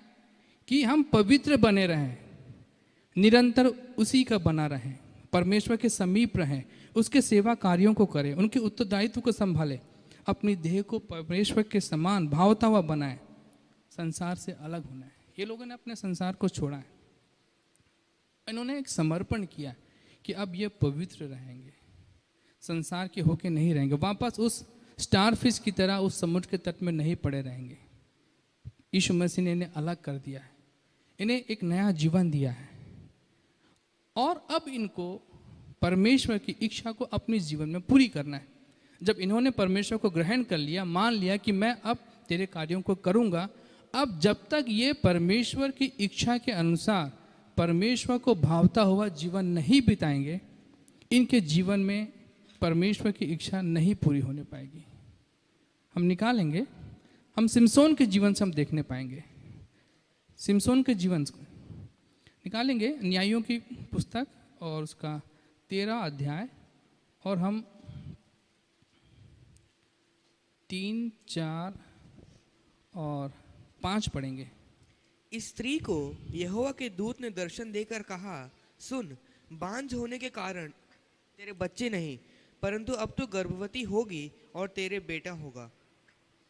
इसलिए अब सावधान रह कि ना तो तू दाख मधु या और किसी भांति की मदिरा पिए और ना कोई अशुद्ध वस्तु खाए, क्योंकि तू गर्भवती होगी और तेरे एक बेटा उत्पन्न होगा, और उसके सिर पर छुरा ना फिरे, क्योंकि वह जन्म ही से परमेश्वर का नाजिर रहेगा, और इजराइलियों के पलिश्तियों के हाथ से छुड़ाने का वही हाथ लगाएगा। सिमसोन के लिए परमेश्वर की एक योजना थी। सिमसोन के द्वारा परमेश्वर कुछ कार्यों को करना चाहता था। अब वो लिखा हुआ है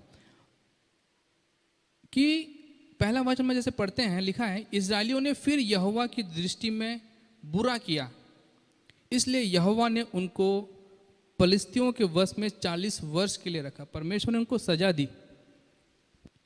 मूसा के द्वारा तो परमेश्वर ने उनको छुड़ा लिया था, वापस लेके आया था, उनको बचाया था, लेकिन वे लोग सुधरे नहीं। वापस उनको समुद्र तट ही अच्छा लगता है, उनको संसार ही अच्छा लगता है। तो परमेश्वर को गुस्सा आ गया, 40 साल के लिए पलिश्तियों के गुलाम बना दिया कि भैया तुम लोग मार पीट खाओ, तुम लोग वैसे ही सही हो, तुम लोग अच्छे रहने के लायक नहीं हो। और 40 वर्ष के लिए परमेश्वर ने उनको पलिश्तियों के हाथ में रख दिया। लेकिन उसके पीछे परमेश्वर का दूसरा प्लान भी चल रहा था, प्लान 2, कि भाई 40 वर्ष तक ये लोग यहाँ रहेंगे, लेकिन एक लड़का, एक इंसान को मैं इनके लिए पैदा करूँगा जो इनको वापस 40 साल के बाद वापस छुड़ा के लाएंगे।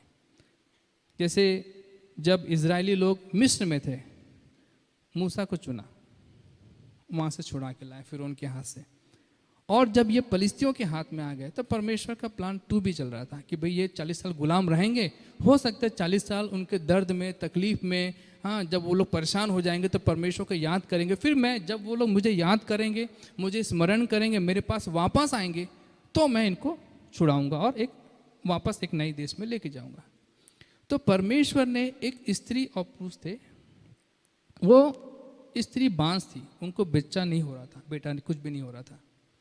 लेकिन परमेश्वर जब अपने कार्यों को करना चाहता है तो परमेश्वर जमीन आसमान एक कर देता है। 8 साल तक मंगारू को बेटा नहीं हुआ, लेकिन परमेश्वर, हो सकता है जस्टिन के जीवन के लिए परमेश्वर कुछ और योजना होगी। प्रार्थना से ही आया है, क्यों मंगारू, सही बोल रहा हूँ मैं, सिर्फ प्रार्थना से आया है। तो हमें वो उद्देश्य समझना है।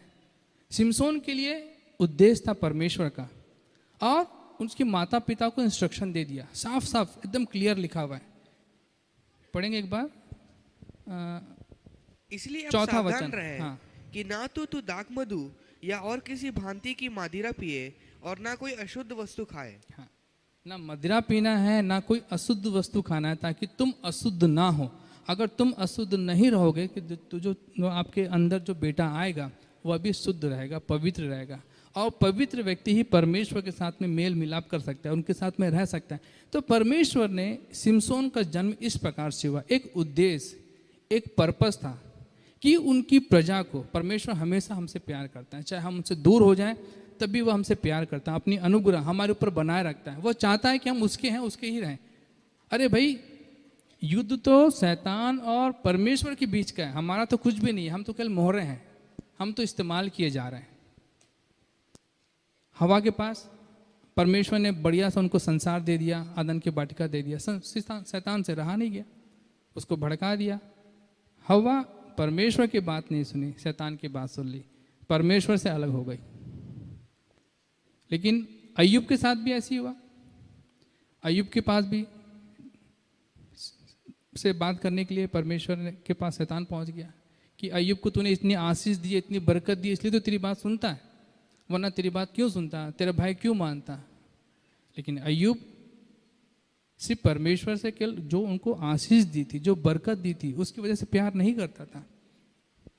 अय्यूब सच में परमेश्वर से प्यार करता था और अय्यूब के द्वारा परमेश्वर की महिमा हुई।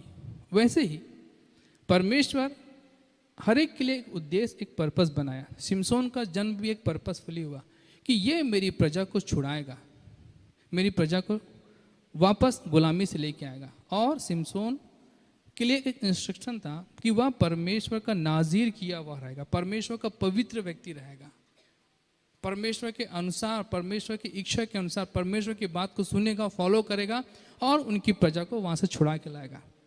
यीशु मसीह के लिए पास भी आदेश था कि 33.5 वर्ष इस पृथ्वी में, इस संसार में कैसा रहना है। यीशु मसीह बिल्कुल वैसा ही रहा, पिता की, परमेश्वर की इच्छा को पूरी किया। लेकिन सिमसोन के द्वारा ऐसा नहीं हो पाया। सिमसोन 20 वर्ष तक तो बहुत अच्छा से रहा। 40 वर्ष के समय में 20 वर्ष तक सिमसोन परमेश्वर के अनुसार चलता रहा, उनकी प्रजा का न्याय करता रहा, उनको चलाता रहा, उनको बढ़ाता रहा। परमेश्वर और उन प्रजा के बीच में वह उनका एक सपोर्ट करने वाला था, उनको गाइड करने वाला था, एक कम्युनिकेटर था। लेकिन परमेश्वर का नाजीर किया हुआ व्यक्ति, जन्म से ही पवित्र व्यक्ति जब संसार में मिल गया, संसार उसको अच्छा लगने लगा, समुद्र तट उसको अच्छा लगने लगा, तो वह पाप में गिर गया और अपने आप को, अपने जीवन को नरक बना लिया।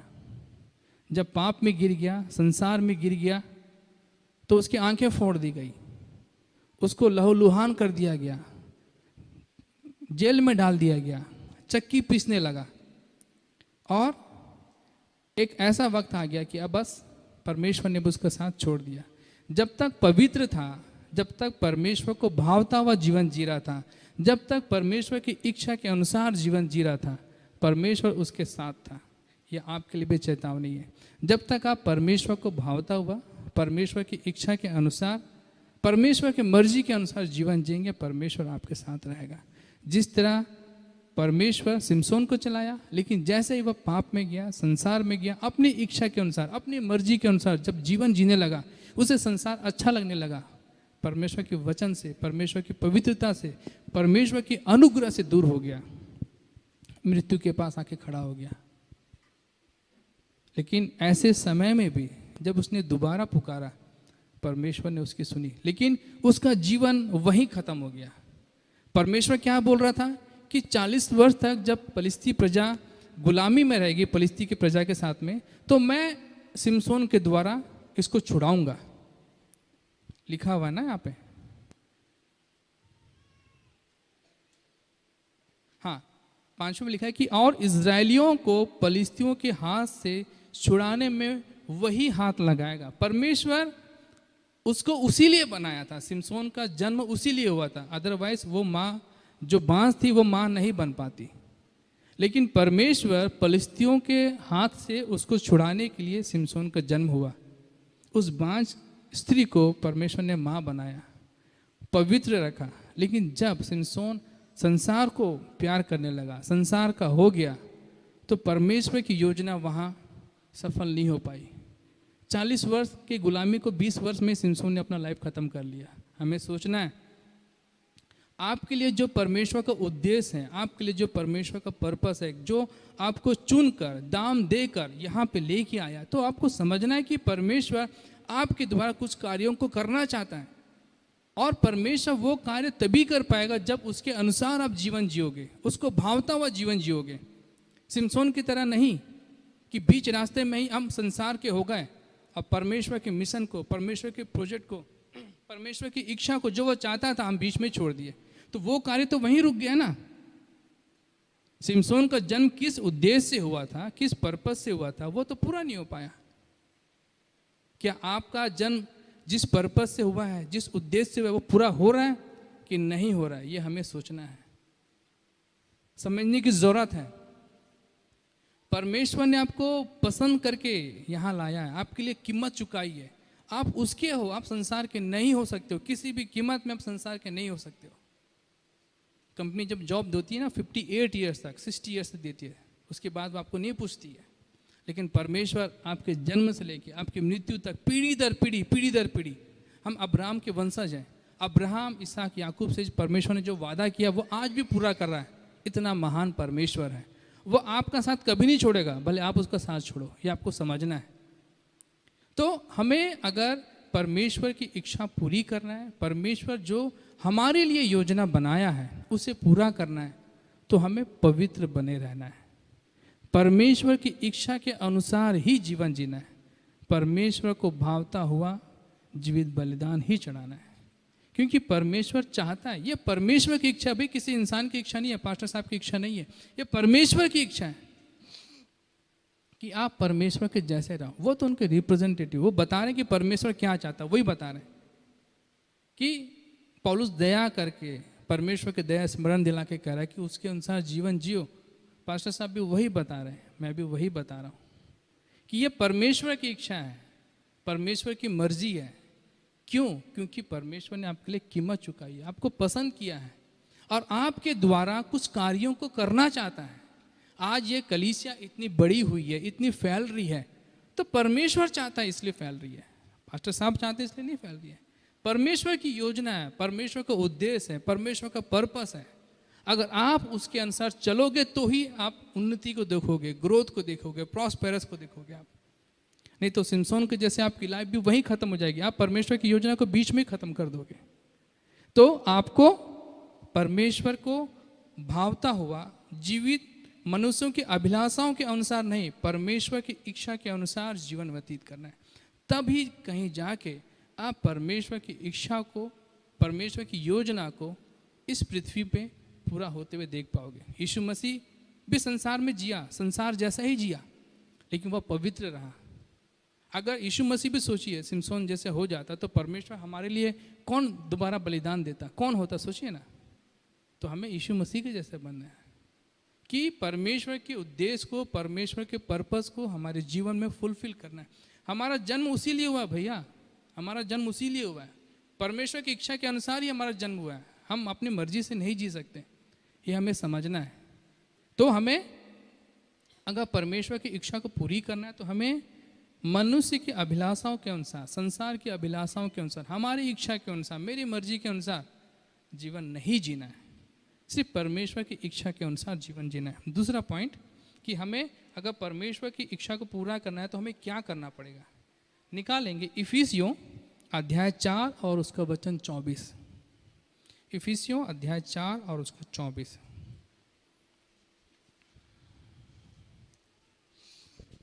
और नए मनुष्यत्व को पहन लो, जो परमेश्वर के अनुरूप सत्य की धार्मिकता और पवित्रता में सृजा गया है। तो पहले हमें मनुष्यों की इच्छाओं के अनुसार जीवन नहीं जीना है, तब हम परमेश्वर की इच्छा को पूरी कर पाएंगे। दो इच्छा के साथ हम नहीं चल सकते, आपकी इच्छा परमेश्वर की इच्छा दोनों नहीं चलेगा। आपकी इच्छा के साथ चलोगे तो आपका लाइफ सिमसोन के जैसे हो जाएगा। अगर आप परमेश्वर की इच्छा के अनुसार चलोगे तो आपका जीवन कैसे होगा हम देखते हैं। अगर हम नए मनुष्यत्व को पहन लेते हैं, परमेश्वर के अनुसार सत्य की धार्मिकता को ग्रहण करते हैं, तो हमारा जीवन पवित्रता से भर जाएगा। अभी ये जो 33 लोग थे, ये लोगों ने निर्णय किया है कि हम परमेश्वर की इच्छा के अनुसार सत्यता की, धार्मिकता और पवित्रता में सींचे गए हम जीवन जिएंगे। पहले संसार के थे, लेकिन अब हम परमेश्वर के हैं। परमेश्वर के अनुसार जीना है, उसकी इच्छा के अनुसार जीना है, तो हमें सत्य की धार्मिकता, पवित्रता से सृजा होना चाहिए। हमारा जो जीवन है ना, पवित्रता से सृजा होना चाहिए। पवित्रता का ओढ़ हमें ओढ़ना पड़ेगा। केवल नए कपड़े पहनने से या नए तरीके से हम महसूस कर रहे हैं जीवन, तो वैसे नहीं चलेगा। आपको अंदर से पवित्र होना है। आपकी सोच, आपका स्वभाव, आपका बुद्धि, आपका चाल चलन, आपका जीवन, उसको पवित्र करना है। जब बपतिस्मा देते हैं तो आपको जब पानी में डुबाते हैं तो शरीर तो वही है, आपकी आत्मा भी वही है, लेकिन आपकी आत्मा को मरना है वहाँ पे। संसार में आपकी जो पुराना जो है ना मनुष्यत्व, उसको गाड़ देना है। पानी के अंदर मिट्टी दे देना है, और जो नया उठे हुए तो वो पवित्रता भरा जीवन होना चाहिए, और जो वैसा जीवन जो परमेश्वर को पसंद हो, परमेश्वर को भावता हुआ है वैसा। तो अगर हम परमेश्वर की इच्छा को पूरी करना है तो हमें परमेश्वर के अनुसार चलना पड़ेगा। हम देखेंगे शमूएल का जीवन, शमूएल का जीवन भी ऐसी था। उसका हन्ना साथी देता हूँ, लेकिन करना तुझे ही है। और मूसा का जिस प्रकार से जन्म हुआ, अब परमेश्वर को उसने परमेश्वर की बातों को एक्सेप्ट किया, ग्रहण किया कि परमेश्वर तेरी इच्छा को मैं पूरी करूंगा, और मूसा अंत तक विश्वास योग्य बना रहा। जबकि वे प्रजा उसको कितना परेशान किए पता नहीं, इवन परमेश्वर को गुस्सा आ गया, वह उनको नष्ट कर देना चाहता था, लेकिन मूसा हमेशा परमेश्वर का दास बना रहा, परमेश्वर के साथ साथ चला, परमेश्वर उनसे बातचीत करता था। अब सोचिए इतना इंपॉर्टेंस, इतना महत्व परमेश्वर ने दिया। कब दिया? जब वह परमेश्वर के अनुसार चला, परमेश्वर की इच्छा के अनुसार अपने जीवन को चलाया, अपने जीवन को बढ़ाया। तो हमें समझना है कि आपका जन्म आपकी मर्जी से नहीं हुआ है, परमेश्वर की मर्जी से हुआ है, परमेश्वर की इच्छा से आपका जन्म हुआ। इस पृथ्वी पे, इस संसार में आप परमेश्वर की मर्जी से हो। अगर आपका जन्म परमेश्वर की मर्जी से हुआ है तो आपका जीवन भी परमेश्वर की मर्जी से होना चाहिए, जैसा परमेश्वर चाहता है, परमेश्वर को भावता हुआ, उसकी इच्छा के अनुसार, उसकी मर्जी के अनुसार। क्योंकि आप परमेश्वर के हो, परमेश्वर ने आपको अपने स्वरूप में बनाया, अपने जैसा बनाया, अपना श्वास फूका है। उसके बाद परमेश्वर ने अपने इकलौते बेटे का बलिदान किया है, लहू बहाया है, एक दर्द सहा है, एक कीमत चुकाई है, एक मूल दिया है आपके लिए। आप उसके वारिस हो, आप उसकी प्रॉपर्टी हो, आप उसके उत्तरदायित्व हो, आप उसके वारिस हो। आपको समझना पड़ेगा कि भाई आपका अपना कुछ भी नहीं है, आप सिर्फ परमेश्वर के हो, और परमेश्वर चाहता है कि आप उसके अनुसार जीवन जियो, और आपको जीना पड़ेगा। अगर आप अपना जीवन परमेश्वर की इच्छा के अनुसार जियोगे तो आप भी शमूएल के जैसे हो, मूसा के जैसे हो, योना के जैसे हो, यीशु मसीह के जैसे हो। आप परमेश्वर की इच्छा जो स्वर्ग में है और जो चाहता परमेश्वर इस पृथ्वी पे पूरा हो, तो आपके द्वारा होगा। आप अपने आप को कमजोर या अपने आप को बेकार बिल्कुल भी ना समझें। हर व्यक्ति का जो जन्म इस पृथ्वी पे हुआ है परमेश्वर की मर्जी से हुआ है, परमेश्वर की इच्छा से हुआ है। आपके लिए एक उद्देश्य है, आपके लिए एक पर्पस है। आपको समझना पड़ेगा कि मेरे लिए परमेश्वर का क्या उद्देश्य है। आपको बात करना पड़ेगा, आपको उसके समीप जाना पड़ेगा, निरंतर उसके बने रहना पड़ेगा। जब तक आप उसके पास नहीं जाओगे, उसके जैसा नहीं बनोगे, परमेश्वर आपके द्वारा बातें नहीं कर पाएगा। आपके लिए जो उद्देश्य है वो पूरा नहीं हो पाएगा, वो अधूरा रह जाएगा। सिमसोन ने अधूरा कर दिया, लेकिन वही मूसा ने पूरा किया, शमूएल ने पूरा किया, यीशु मसीह ने पूरा किया। सबसे अच्छा गवाह यीशु मसीह है। कितना दर्द, कितना तकलीफ सहा, मार सहा, आखिरी में बोला कि परमेश्वर ये हो सके तो ये कटोरा मेरे सामने से हटा दो। लेकिन परमेश्वर की इच्छा थी, सर झुका दिया, सूली पर चढ़ गया। आपको सूली पर चढ़ने की जरूरत नहीं है, यीशु मसीह ने आपके लिए सूली पर चढ़ा है, यीशु मसीह ने अपना लहू बहाया है। आपको सिर्फ पवित्र रहना है, जैसा यीशु मसीह चाहता है बिल्कुल वैसा ही रहना है। आपको अपने हाथों से सेलेक्ट किया है, चुनकर पिता के पास लाया है। आप संसार जैसे नहीं हो, आप अलग हो। आपके लिए एक उद्देश्य है, आपके लिए पर्पस है। आपको वो समझना होगा कि मुझे परमेश्वर ने एक अपने उद्देश्य से बनाया है, अपने स्वरूप में बनाया। आपको प्राउड फील करना है कि यार मुझे परमेश्वर के जैसा रहना है, मुझे अपने पिता के जैसे रहना है, पिता के कार्यों को मुझे इस पृथ्वी पे करना है, उनके जिम्मेदारियों को बढ़ाना है। पास्टर जीव रत्नम की साहब की इच्छा थी, वो आंध्रा छोड़ के यहाँ पर आए, जहाँ ना हिंदी जानते ना कुछ भी नहीं जानते थे, लेकिन परमेश्वर की इच्छा थी, परमेश्वर की एक योजना थी। अनजान शहर में आके, अनजान भाषा वालों के बीच में आके उन्होंने इतने बड़े कार्य को शुरू किया। उनके पुत्र अब उनके कार्यों को आगे बढ़ा रहे हैं। परमेश्वर की इच्छा है, परमेश्वर की योजना है। आपको उसका पार्ट बनना है, आपको उसका हिस्सा बनना है, उनके साथ जुड़ना है।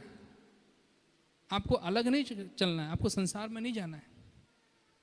आपको समझना पड़ेगा कि परमेश्वर की इच्छा को मुझे पूरा करना है इस पृथ्वी पर। आपका जन्म इसीलिए हुआ है, तो आइए हम इस वचनों के द्वारा एक बार फिर से अपने जीवनों को हम मनन करने पाएँ, सोचने पाएँ कि परमेश्वर सचमुच में तूने मुझे चुनकर अलग किया है, तूने मेरे लिए दाम चुकाया है और तू चाहता है कि इस पृथ्वी पे तेरे कार्यों को मैं करूं, तेरी इच्छा को मैं पूरी करूं। यीशु मसीह जा चुके हैं, लेकिन कार्य अभी भी है। अभी भी लोग संसार में पड़े हैं, अभी भी स्टारफिश वहीं पे है, समुद्र तट में पड़ा हुआ है। उनको कौन बचाएगा, उनको कौन उठाएगा, कौन वापस समुद्र में फेंकेगा, कौन नया जीवन देगा? ये आपकी और मेरी जिम्मेदारी है। हमको इसीलिए तो अलग किया ना कि उसके कार्य कैसे बढ़ेगा। एक आदमी एक बार में 8, 10, 15 स्टारफिश उठा सकता है, लेकिन वही इतने सारे लोग मिल जाएंगे तो सोचे कितने सारे स्टारफिश का जीवन को हम बदल सकते हैं, कितने लोगों के जीवन को हम बदल सकते हैं। ये आपको सोचना पड़ेगा। आप उसके रिप्रेजेंटेटिव है, आप उसके बिहाफ में, परमेश्वर के बिहाफ में आपको कार्य करना है, उनकी सेवा को आगे बढ़ाना है। और जो समुद्र तट में ऐसे पड़े हुए हैं स्टारफिश, लोग पड़े हुए हैं संसार में, उनको एक एक करके परमेश्वर की इच्छा के अनुसार उनको सेलेक्ट करना है, उनको उठाना है, यीशु मसीह से मिलाना है, परमेश्वर के सामने लाके खड़े करना है। परमेश्वर इस वचन के द्वारा हम सभी को आशीष देने पाए। आगे के समय में भाई अमित को देता हूँ।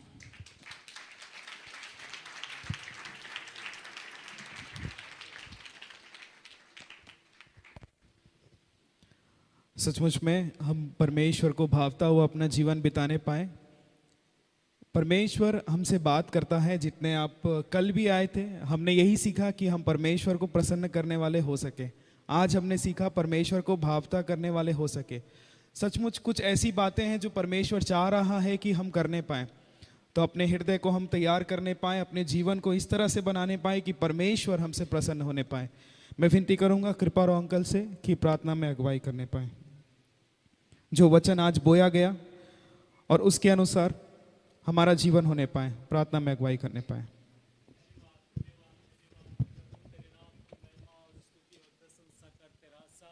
फिर एक बार प्रभु हम आपके चरणों के पास आते हैं। प्रभु जी, तेरे वचन के माध्यम से तूने हमसे बातें किया, इसलिए हम धन्यवाद देते प्रभु जी। कई बार प्रभु हम अपने जीवनों को तू जो चाहता है प्रभु जी वैसा हम बिता नहीं पा रहे प्रभु जी। प्रभु हम तेरे वचन के द्वारा प्रभु हमने सीखा, तेरे वचन को द्वारा प्रभु हमने अपने जीवन को स्मरण करते प्रभु जी। जैसा तेरा दास प्रभु जी पौलुस की इच्छा था प्रभु जी, पौलुस की जो विनती थी प्रभु जी, प्रभु वैसा हमारी भी विनती होने पाए। प्रभु अपने जीवनों को प्रभु भावता हुआ बलिदान करके प्रभु आपके सन्मुख हम रखने में आप सहायता मदद करिए प्रभु जी। जितने लोग प्रभु तेरे वचन को सुना प्रभु जी, उन्हें दे प्यारे पिता इसी समय प्रभु जी आप उन्हें स्पर्श करिए, आप उनके जीवन को बदलिए प्रभु जी। आने वाले दिनों में प्यारे पिता आपने जो चुना प्रभु, आप उनके जीवन में अद्भुत काम होने में तू सहायता मदद करिए प्रभु जी। वो ने दे प्यारे प्रभु जी, हर एक बातों में आप साथ रहिए, संग रहिए प्रभु। अपने जीवनों को जब वो आपके सामने रखते प्रभु, पवित्र आत्मा आपकी उपस्थिति हर एक के जीवन में बने रहने पाए। आप अगुवाई करिए प्रभु, आपकी उपस्थिति प्रभु हर एक के जीवन में बने रहने पाए प्रभु। प्रभु इस संसार से तूने अलग किया प्रभु, इसलिए अलग किया प्रभु तेरे कार्य करने के लिए प्रभु जी। तेरी बातों को प्रभु, तेरी उस उपस्थिति को प्रभु, प्रभु संसार में सुनाने के लिए प्रभु तू हमें सहायता मदद करिए प्रभु जी। उन्हें दे प्यारे पिता, फिर एक बार प्रभु जी इस मंडली को आपके हाथों में सौंपते प्रभु जी। प्रभु बहराजू को भी प्रभु आपके हाथों में सौंपते प्रभु, उस परिवार को भी आपके हाथों में सौंपते प्रभु। आपने खड़ा करके प्रभु, आपने अपने वचन के माध्यम से प्रभु आप उनके इस्तेमाल किया, इसलिए हम धन्यवाद देते प्रभु। फिर एक बार प्रभु सारी मंडली को आपके हाथों में, आपकी दास के लिए भी हम प्रार्थना करते हैं, जहां कहीं भी है प्यारे पिता प्रभु, जब आपके वचन को लेके खड़े होते प्यारे प्रभु, आपकी उपस्थिति उनके जीवन में बने रहने पाए प्रभु। फिर एक बार प्रभु सारी महिमा आपको देते हुए इस विनती हमारे उद्धार करता यीशु मसीह के नाम से मांगते हैं, आमीन आमीन। हमारे मध्य में एक प्रार्थना विनती आई है। भाई नरेंद्र हमारे बीच में संगति करते थे, अभी सूचना मिली कि उनका एक्सीडेंट हुआ है, सर पे चोट आई है, आप प्रार्थना में स्मरण करने पाए। मैं विनती करूंगा जॉर्ज अंकल से कि अंतिम प्रार्थना करके आशीष वचन देने पाए।